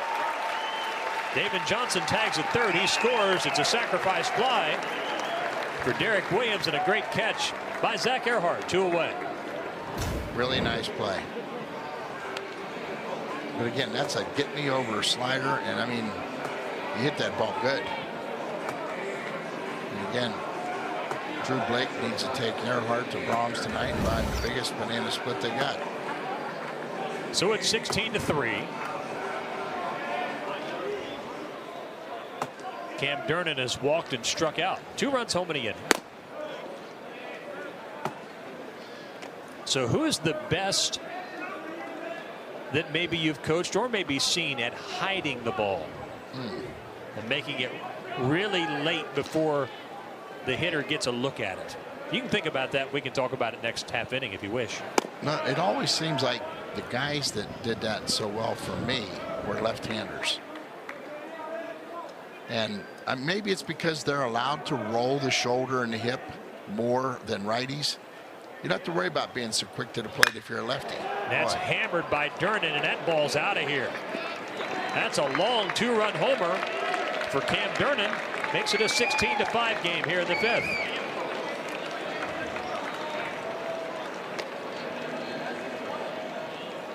Well, there's a lot of velocity, but it's a lot of home plate. I mean, you can't lose the intensity, the killer instinct. That's right in the middle of the plate. Well, it's almost as if after the error by Ritchie, all the dynamics changed. He retired the first hitter and looked great.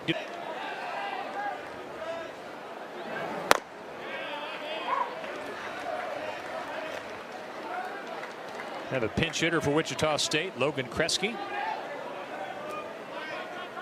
Will take over as the catcher. So the night's over for Mauricio Millan. That umpire waving at you, Dave? I missed it. I mean, Look at him saying, hey, Dave. It's chopped to second to Ortiz. And that ends the top of the fifth. But 4 runs for Wichita State. Wichita State. Jeremiah Arnett worked a scoreless inning. That'll get him another inning. Took over in the fourth. He'll face Benj, who had the grand slam homer in the second.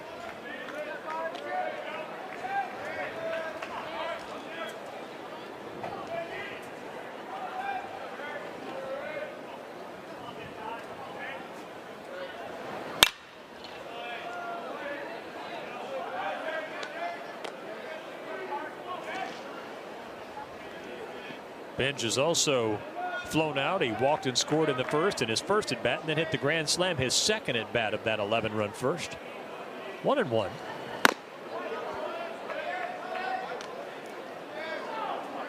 Hey, a freshman.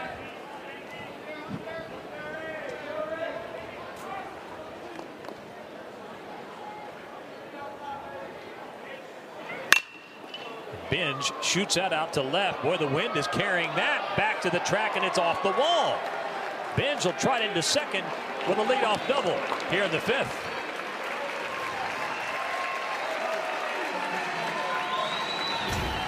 Yeah, he almost got another one right here. I think that's what's bringing the pro scouts to the ball games right there. His ability to hit the ball the other way. That's really advanced. You know, it's interesting, Tom, and I don't want to speak too much to this, but I'm curious to get your opinion. How often has it been a situation for Oklahoma State recently where your top 2 hitters, both left-hand hitters, you could argue your top 2 hitters, Benj and Schubert, are both guys that hit it all over the field? That's your 3 and 4 hole hitter, and yet those guys, they hit it everywhere. Most of the time, and with good reason in this ballpark, you're going to have a pull hitter in the 3 or 4 hole because the wind usually blows out. You can pop one out without too much trouble. Speaking of popping one out, Schubert hammers that down the left field side, and it's out of here for a home run. 3rd home run of the night for Nolan Schubert. I'm just trying to think of the last time I saw 2 hitters back to back with the talent that these 2 guys have. That's just a ho-hum line drive home run the other way. Hit exactly the way you teach it right there, inside of it, and drive it. 2-run homer for Schubert.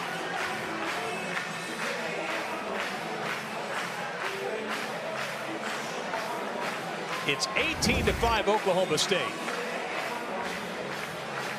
And what a night it's been for Nolan Schubert. He has a 2-run double, a pair of solo home runs, and now a 2-run homer. He's driven in 6. Well, it's nice to see him healthy, I'll tell you that.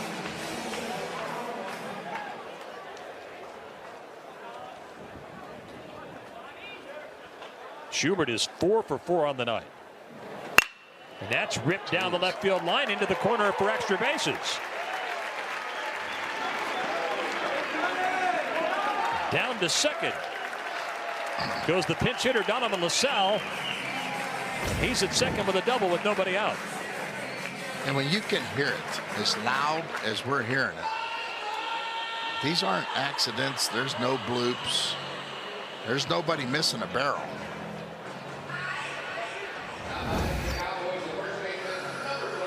That extra day off or 2, really makes playing on Tuesday night fun.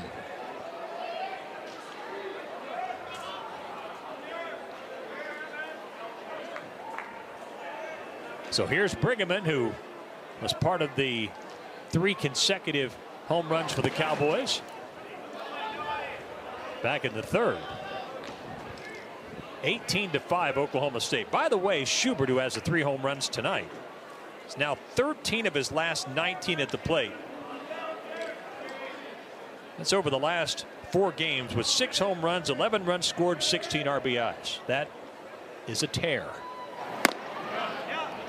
Yeah, and you're asking me about 2 guys that can do the things those 2 guys do. You know, to answer that question, you got to go to the best hitters that you spent time with or saw or witnessed. And you know, you got to go Robin Ventura, Pete Incaviglia, and then Jeremy Burnitz, Luke Scott. Well, Luke had a crazy good senior year, but then you start thinking like, okay, so who set him up? Who were the setup guys? And they were all good guys, but not as good as these 2 people back to back. I mean, you know, we worried about covering Pete, and we had Billy Smith who came in and for a while tried too hard, and then he settled in and did a great job. And sitting behind him, we had Jimmy Berrigan. You know, the combo, Dave. I can't go there. I don't.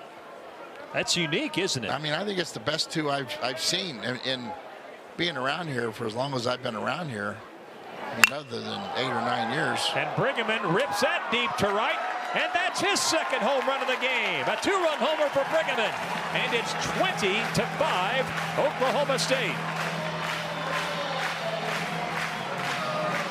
And the Gap Band is worn out.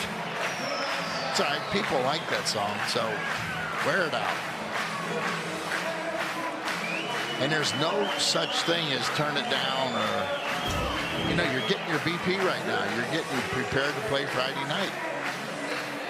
There's no way to tell a guy to go to the plate and make an out. It just doesn't happen. And you don't mean to ever embarrass another ball club, and I guarantee you won't see anybody stealing the bases and anything like that. But so 4 runs home in the inning. Still nobody out. It's 20-5. That's 8 home runs for Oklahoma State tonight.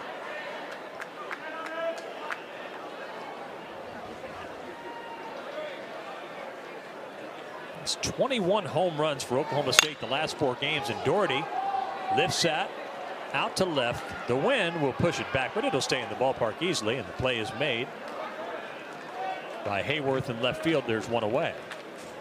Correction, Will Stark has taken over in left field. Records that first out. Yeah, we're in the bottom of the 5th. We've not confirmed yet regarding the 10-run rule, but probably going to assume with Wichita State playing again tomorrow that that'll be the case. Kyler Proctor will pinch hit for the Cowboys. He'll take over for Avery Ortiz.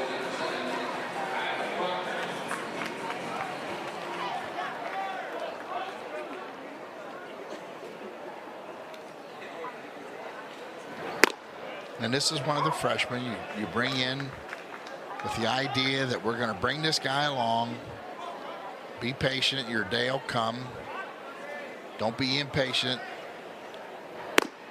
Start thinking about how much greener it is on the other side. You know, I could go here and go there. Stay to your commitment. You know, take this last 3 or 4 innings seriously. And this guy's a pretty good player. I think it was last Tuesday night he had to start and play because of injury. He did. And I mean, that's a valuable game for a freshman. Well, Josh Holliday was pleased with how he fared.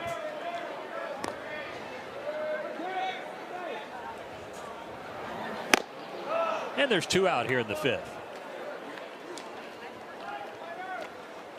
That's the best fastball tonight for Arnett.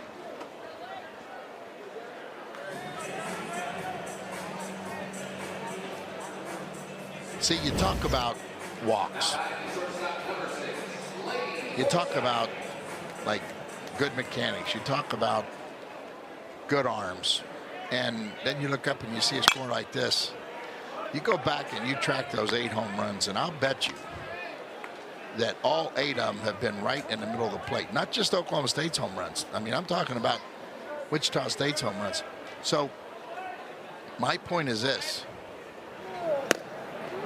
Are you trying to pitch, or are you just trying to light up a radar gun? Yeah. And I think that's what's missing. touch and feel doesn't exist. It's all about light that radar gun up. And, you know, people like to sit at a ballpark and be able to see how hard was that.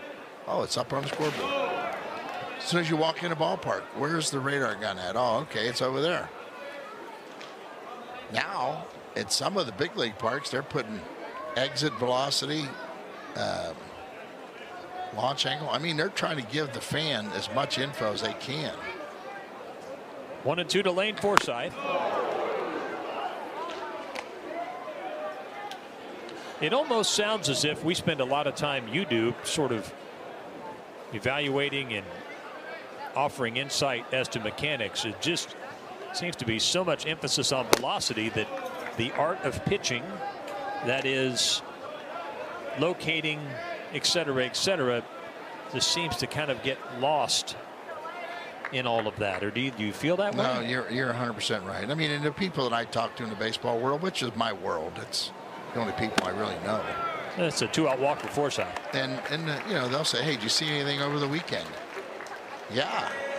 I mean, you do see guys that didn't show up on a scouting report to be guys. You see good arms, and then all of a sudden that guy will take that info, go see him, and pass it around. Well, they say, well, 95, but can he pitch? That's the hardest question there is to answer, Dave. I mean, it's, can he pitch? Colin Ritchie fouls that away.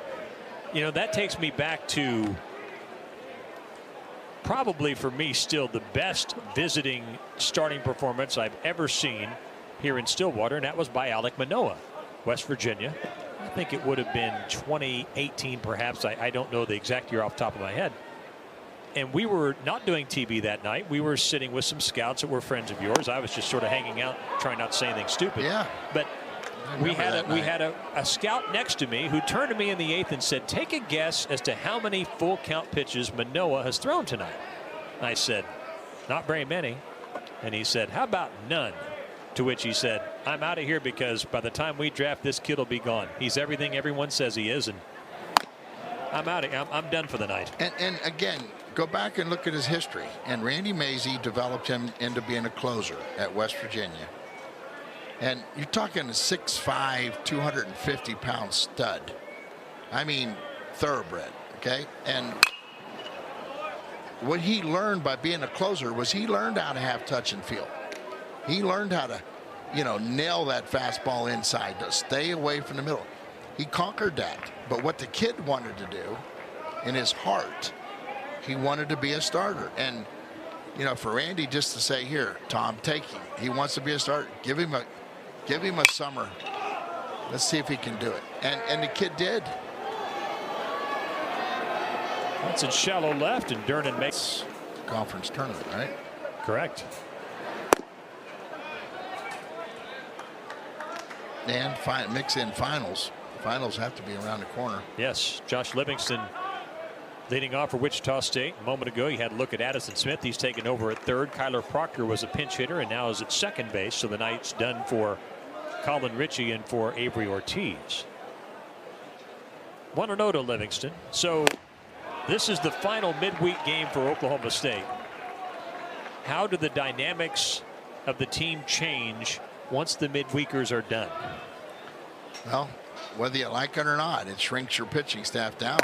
I mean, you know, you don't get to develop anymore. I mean, that's done. The developing is over. Now you're going into, you got 9 conference games left, and this league may go right down to the last game of the year. And so you look at Oklahoma State. They go to Texas. They come home to Texas Tech. Those 2 series will be dynamic. And then you go to Houston, who by the time you play them, they could be turning their gear in. One away here in the 6th. And that's on the road. But again, it's going to be one of those finishes from 1 to 5 in the conference right now. I think there's only 2 games separate. You know, Toole just runs the ball right by him.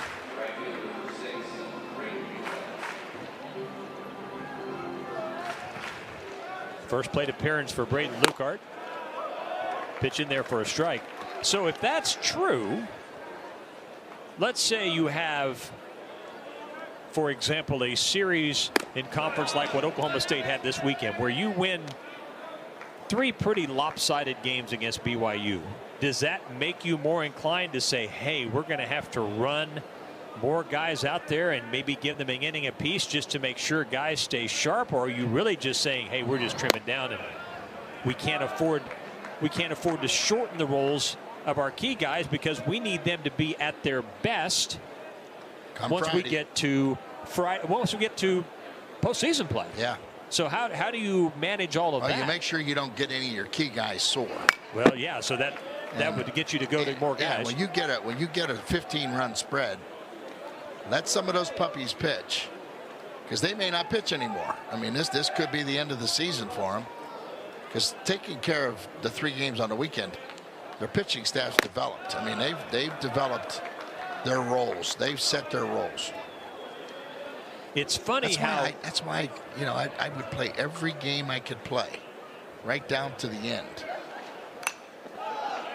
So isn't it funky how this sort of seesaws? And when I say that, you play a lot of games early, then you have midweekers, then you have conference series, then the midweekers go away.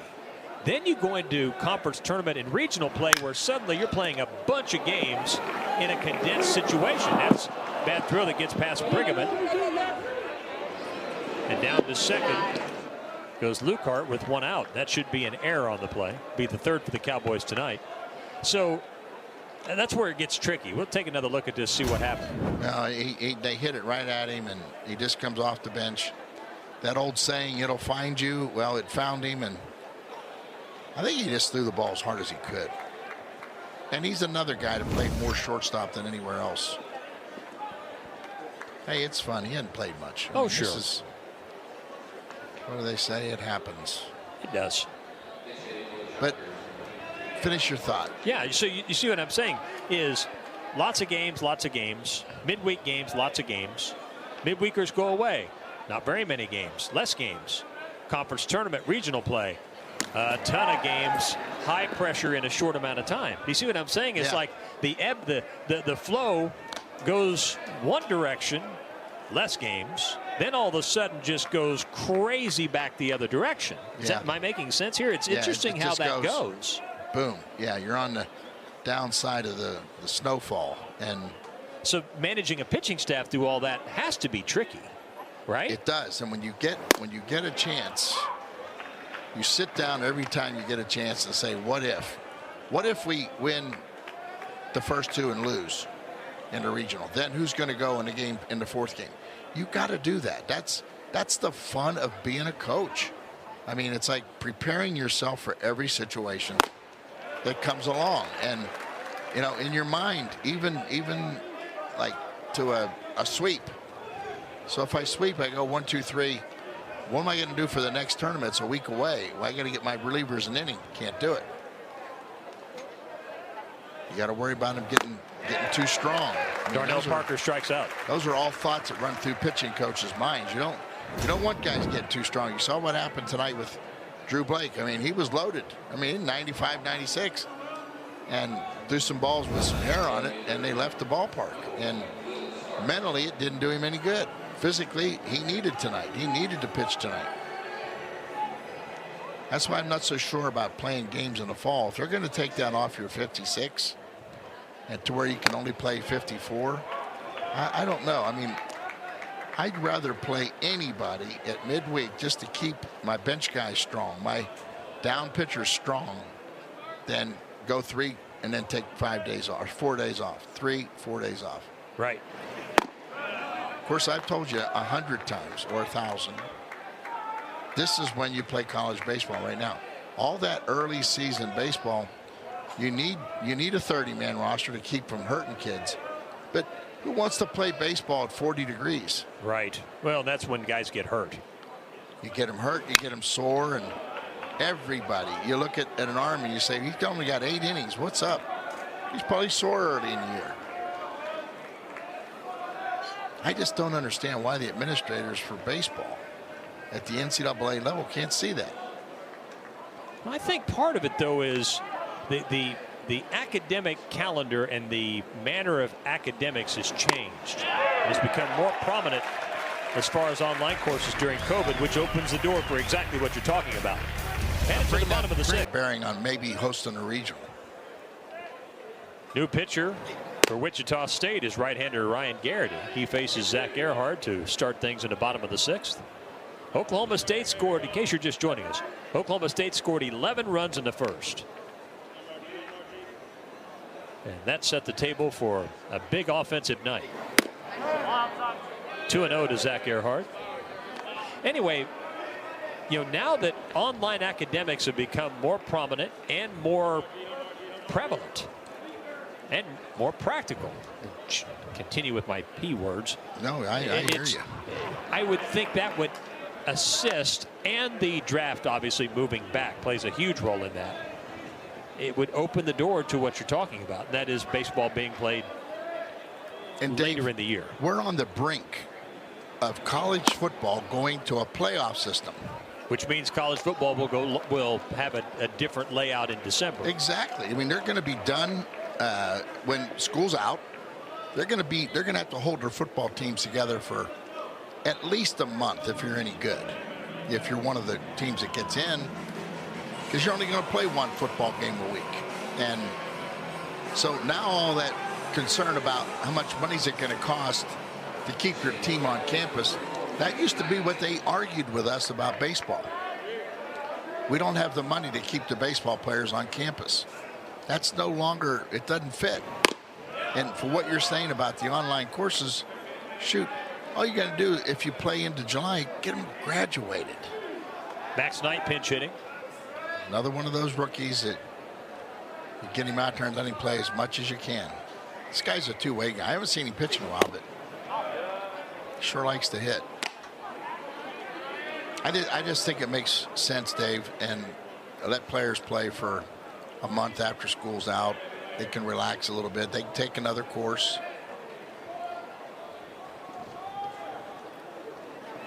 Yeah. 1-2 tonight. Earhart started the inning with a walk. Is college basketball around the nation, is their attendance down? Oh, it is, yeah. Is it? Sure. I just kind of wonder about that, because it almost seems like we're forgetting about them, and they should get the limelight in February. Chopped to short, could be two. Out at second and out at first. Perfect double play ball.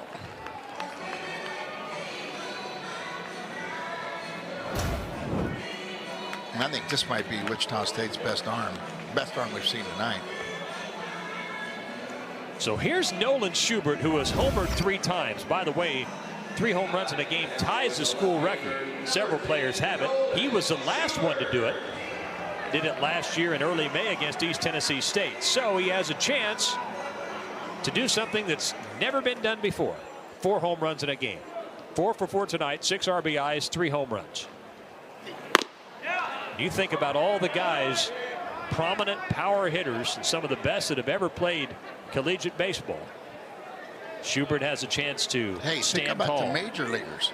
No doubt. How many major leaguers hit 4 home runs in a game? I think that's only been done like 5 times. We're talking about the history of baseball. Yes. Yeah. And as good as you are, get on that computer and find out, because I know Henry Aaron did it once, didn't he? Oh, I would have to look. Mickey Mantle, maybe. Schubert trying for history here. 3 home runs so far tonight. Can he get a 4th? 2 balls and a strike. Tell you what, that's a pretty good arm. 95 with a fastball, 83 with his changeup.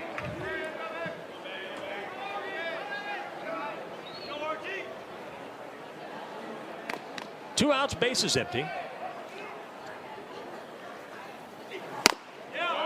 It's 3-1 to Schubert. That's a pretty good miss right there. Mentioned this after Schubert's last home run. His run is crazy. 13 of his last 19. 6 home runs, 16 RBIs in that run. 3 home runs tonight. 3-1 to Schubert. And the count's 4. And that might be the first 3-1 non-fastball thrown tonight. He takes a 3-1 slider. That's a good take. Why not sit fastball right there? And Schubert hammers that deep to right field to the track to the ball. Yes. Is it gone? Waiting for the signal. That's a home run. That ball hit the top, ricocheted off concrete, and came back in. It is a home run. Go to the mountaintop, Nolan Schubert. He sets an Oklahoma State record with 4 home runs. And it's 21-5 Oklahoma State. You are the man, number 10. Wow. That's a 95-mile-an-hour fastball. And he hit it as hard as you can hit it.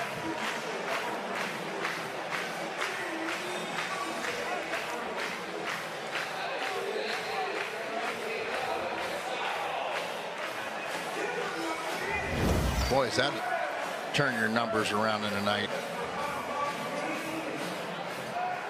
Grab Shuby and take him to Vegas. How about that? 4 home runs for Schubert. That one in question until the umpires finally able to come to agreement. In case you're wondering, the home run record in the NCAA for a single game, from what I found quickly here, was 6. Marshall McDougal from Florida State against Maryland, May 9th of 1999, hit 6 home runs in 6 at-bats.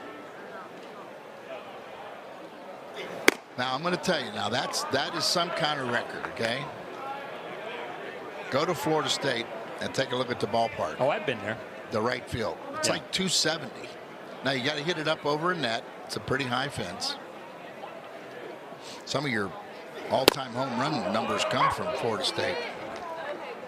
3-1 to Donovan LaSalle. Of course, it's a much heralded program, Florida State. When they've been down, they haven't been down for very long. And what Mike Martin did there for, God, I don't know, it seemed like for 30 years. Incredible.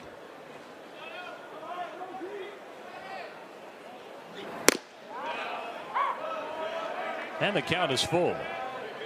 Yeah, you kind of shake your head like 6 home runs. I mean, geez, we just saw a guy hit 4. Now, we're only in the 6th inning. He'll get another at bat or 2 if we play 9. And Donovan LaSalle reaches with 2 out. We've not had confirmation. I think we have to assume, with Wichita State playing again tomorrow night, playing on the road, that this would be ended after 7. Cowboys up 21-5. That would certainly be my strong suspicion. Yeah, and you know, you hate to say that's the mercy rule. Well, no coach wants mercy. But again, at the same time, when you're down this spread right now, you got to be sitting there thinking, like, you know, I do got to play tomorrow night. I got to hold some of these kids back. Got to have somebody pitch tomorrow night. I'm sure Kansas is probably sitting there thinking, tomorrow night's going to be fun.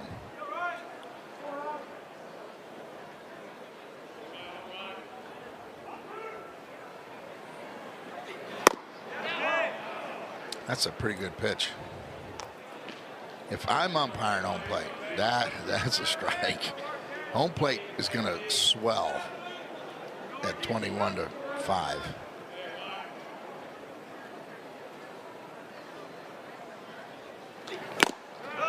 1-2 to Brigham.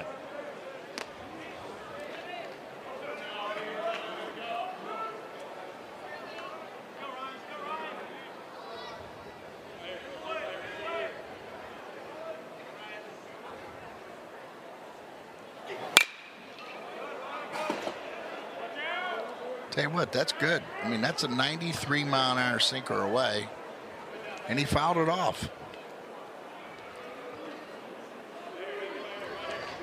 That's better than trying to spin on it, trying to hit it out of here and striking out.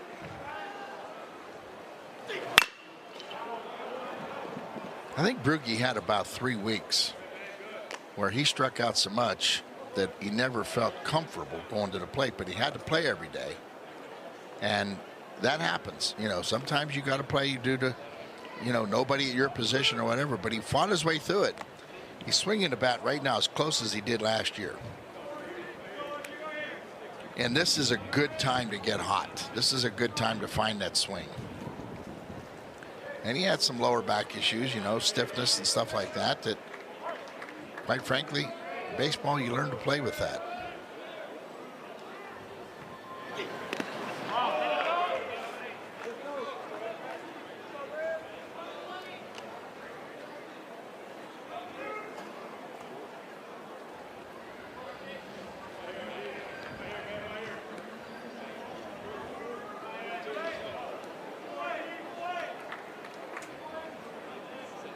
Four home runs in one game. How about that?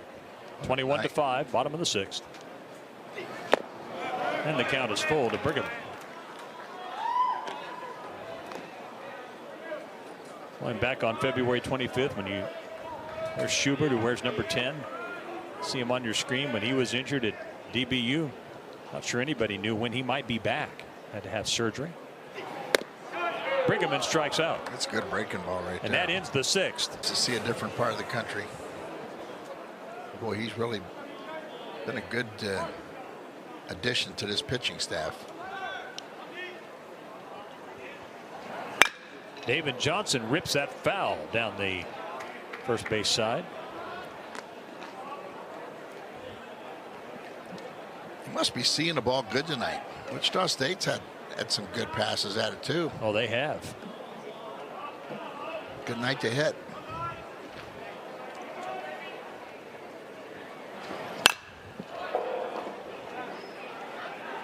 Oh, 0-2.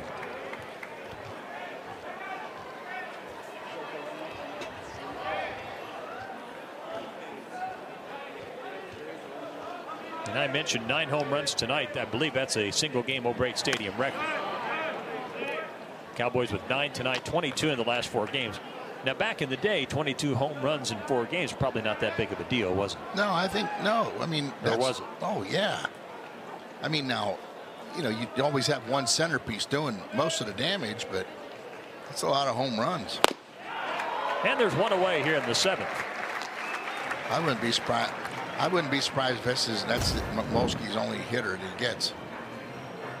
Now there's the changeup we were talking about being a work in progress. That was a good one. So you got Gabe Davis. That would complete your middle relievers. Ooh. And Rogers is hit. Doesn't hurt the hitter. It always hurts the catcher or the umpire. Hitters are all padded up. I mean, it's like a ricochet.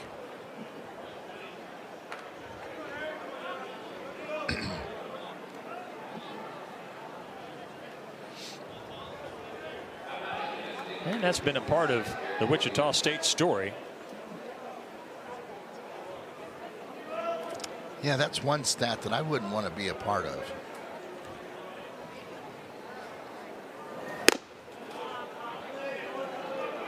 That's a good pitch. Of course, if you're going to use a tight zone now, I guess you'd use it on Oklahoma State. But Derek Williams with the solo homer in the 4th. He has a 1-0 count with 1 out in the 7th. And barring something crazy, this will be the final half inning of the night. And there's the changeup again. A pitch that Tommy has to develop, and a night to develop it.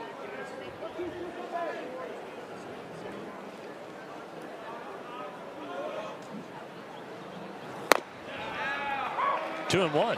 96 down in the zone. That pitch is hard to do anything but hit a ground ball on.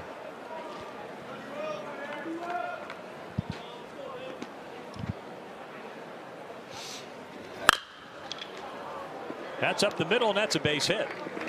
Down to second is Rogers. First and second, 1 out. And there's no secret as to why he's in. You're just like, you're going to give him a little bit of work tonight. Going to have 2 days off. Then you're conditioning him to be able to pitch on 2-day rest. You don't know who you're going to work Friday night in relief, but give him a little bit of work tonight. Even at 21-5, I get it. But don't turn to just throwing strikes.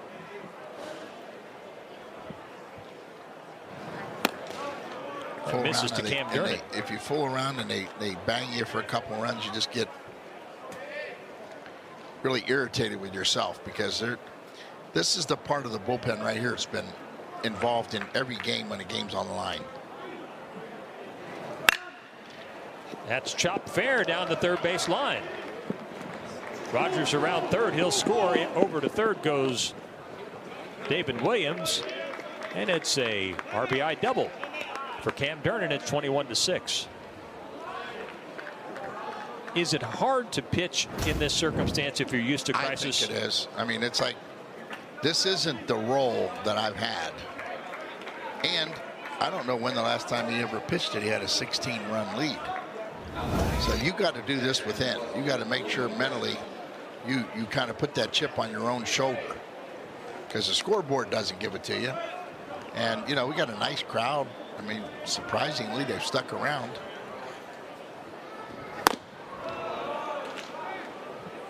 Not sure, Dave, but did I see lightning above that hitting eye? I don't know. 1-0 to Logan Kresge. I can look.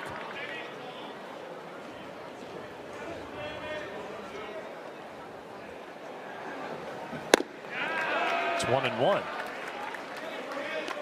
No, there's Tommy's bread and butter right there. Yeah, you might have seen it, but it's some distance away. Yeah.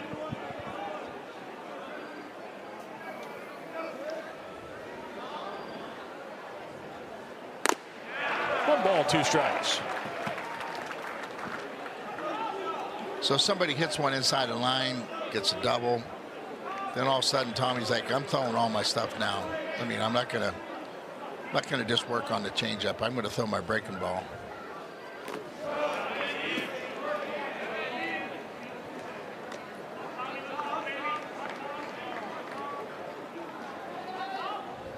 Nice job of blocking that ball.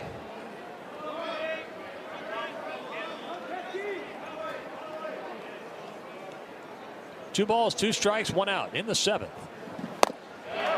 And there's 2 away. Yeah, that was virtually an unhittable slider.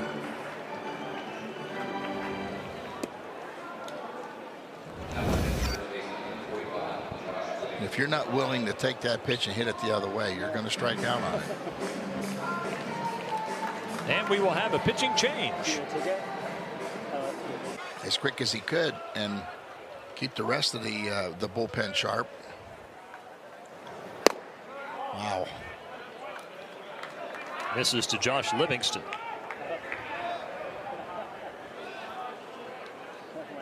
'95.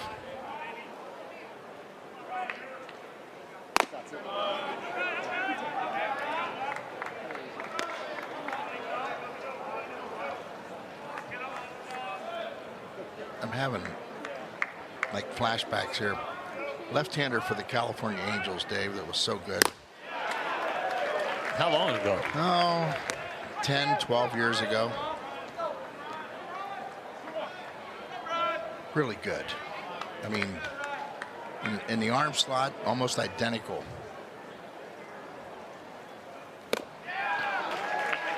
Two and two. I can see the guy's hair flopping. I can see his arm. He's a blonde guy.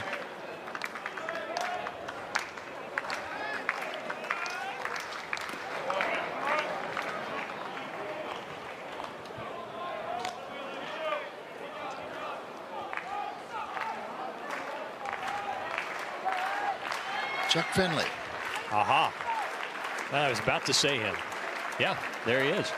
I mean, it's kind of like. And that's a strikeout, and that ends the game as Oklahoma State defeats Wichita State 21-6 in 7 innings via the 10-run rule. That's kind of fun to watch. You get a chance to see that talent right there, and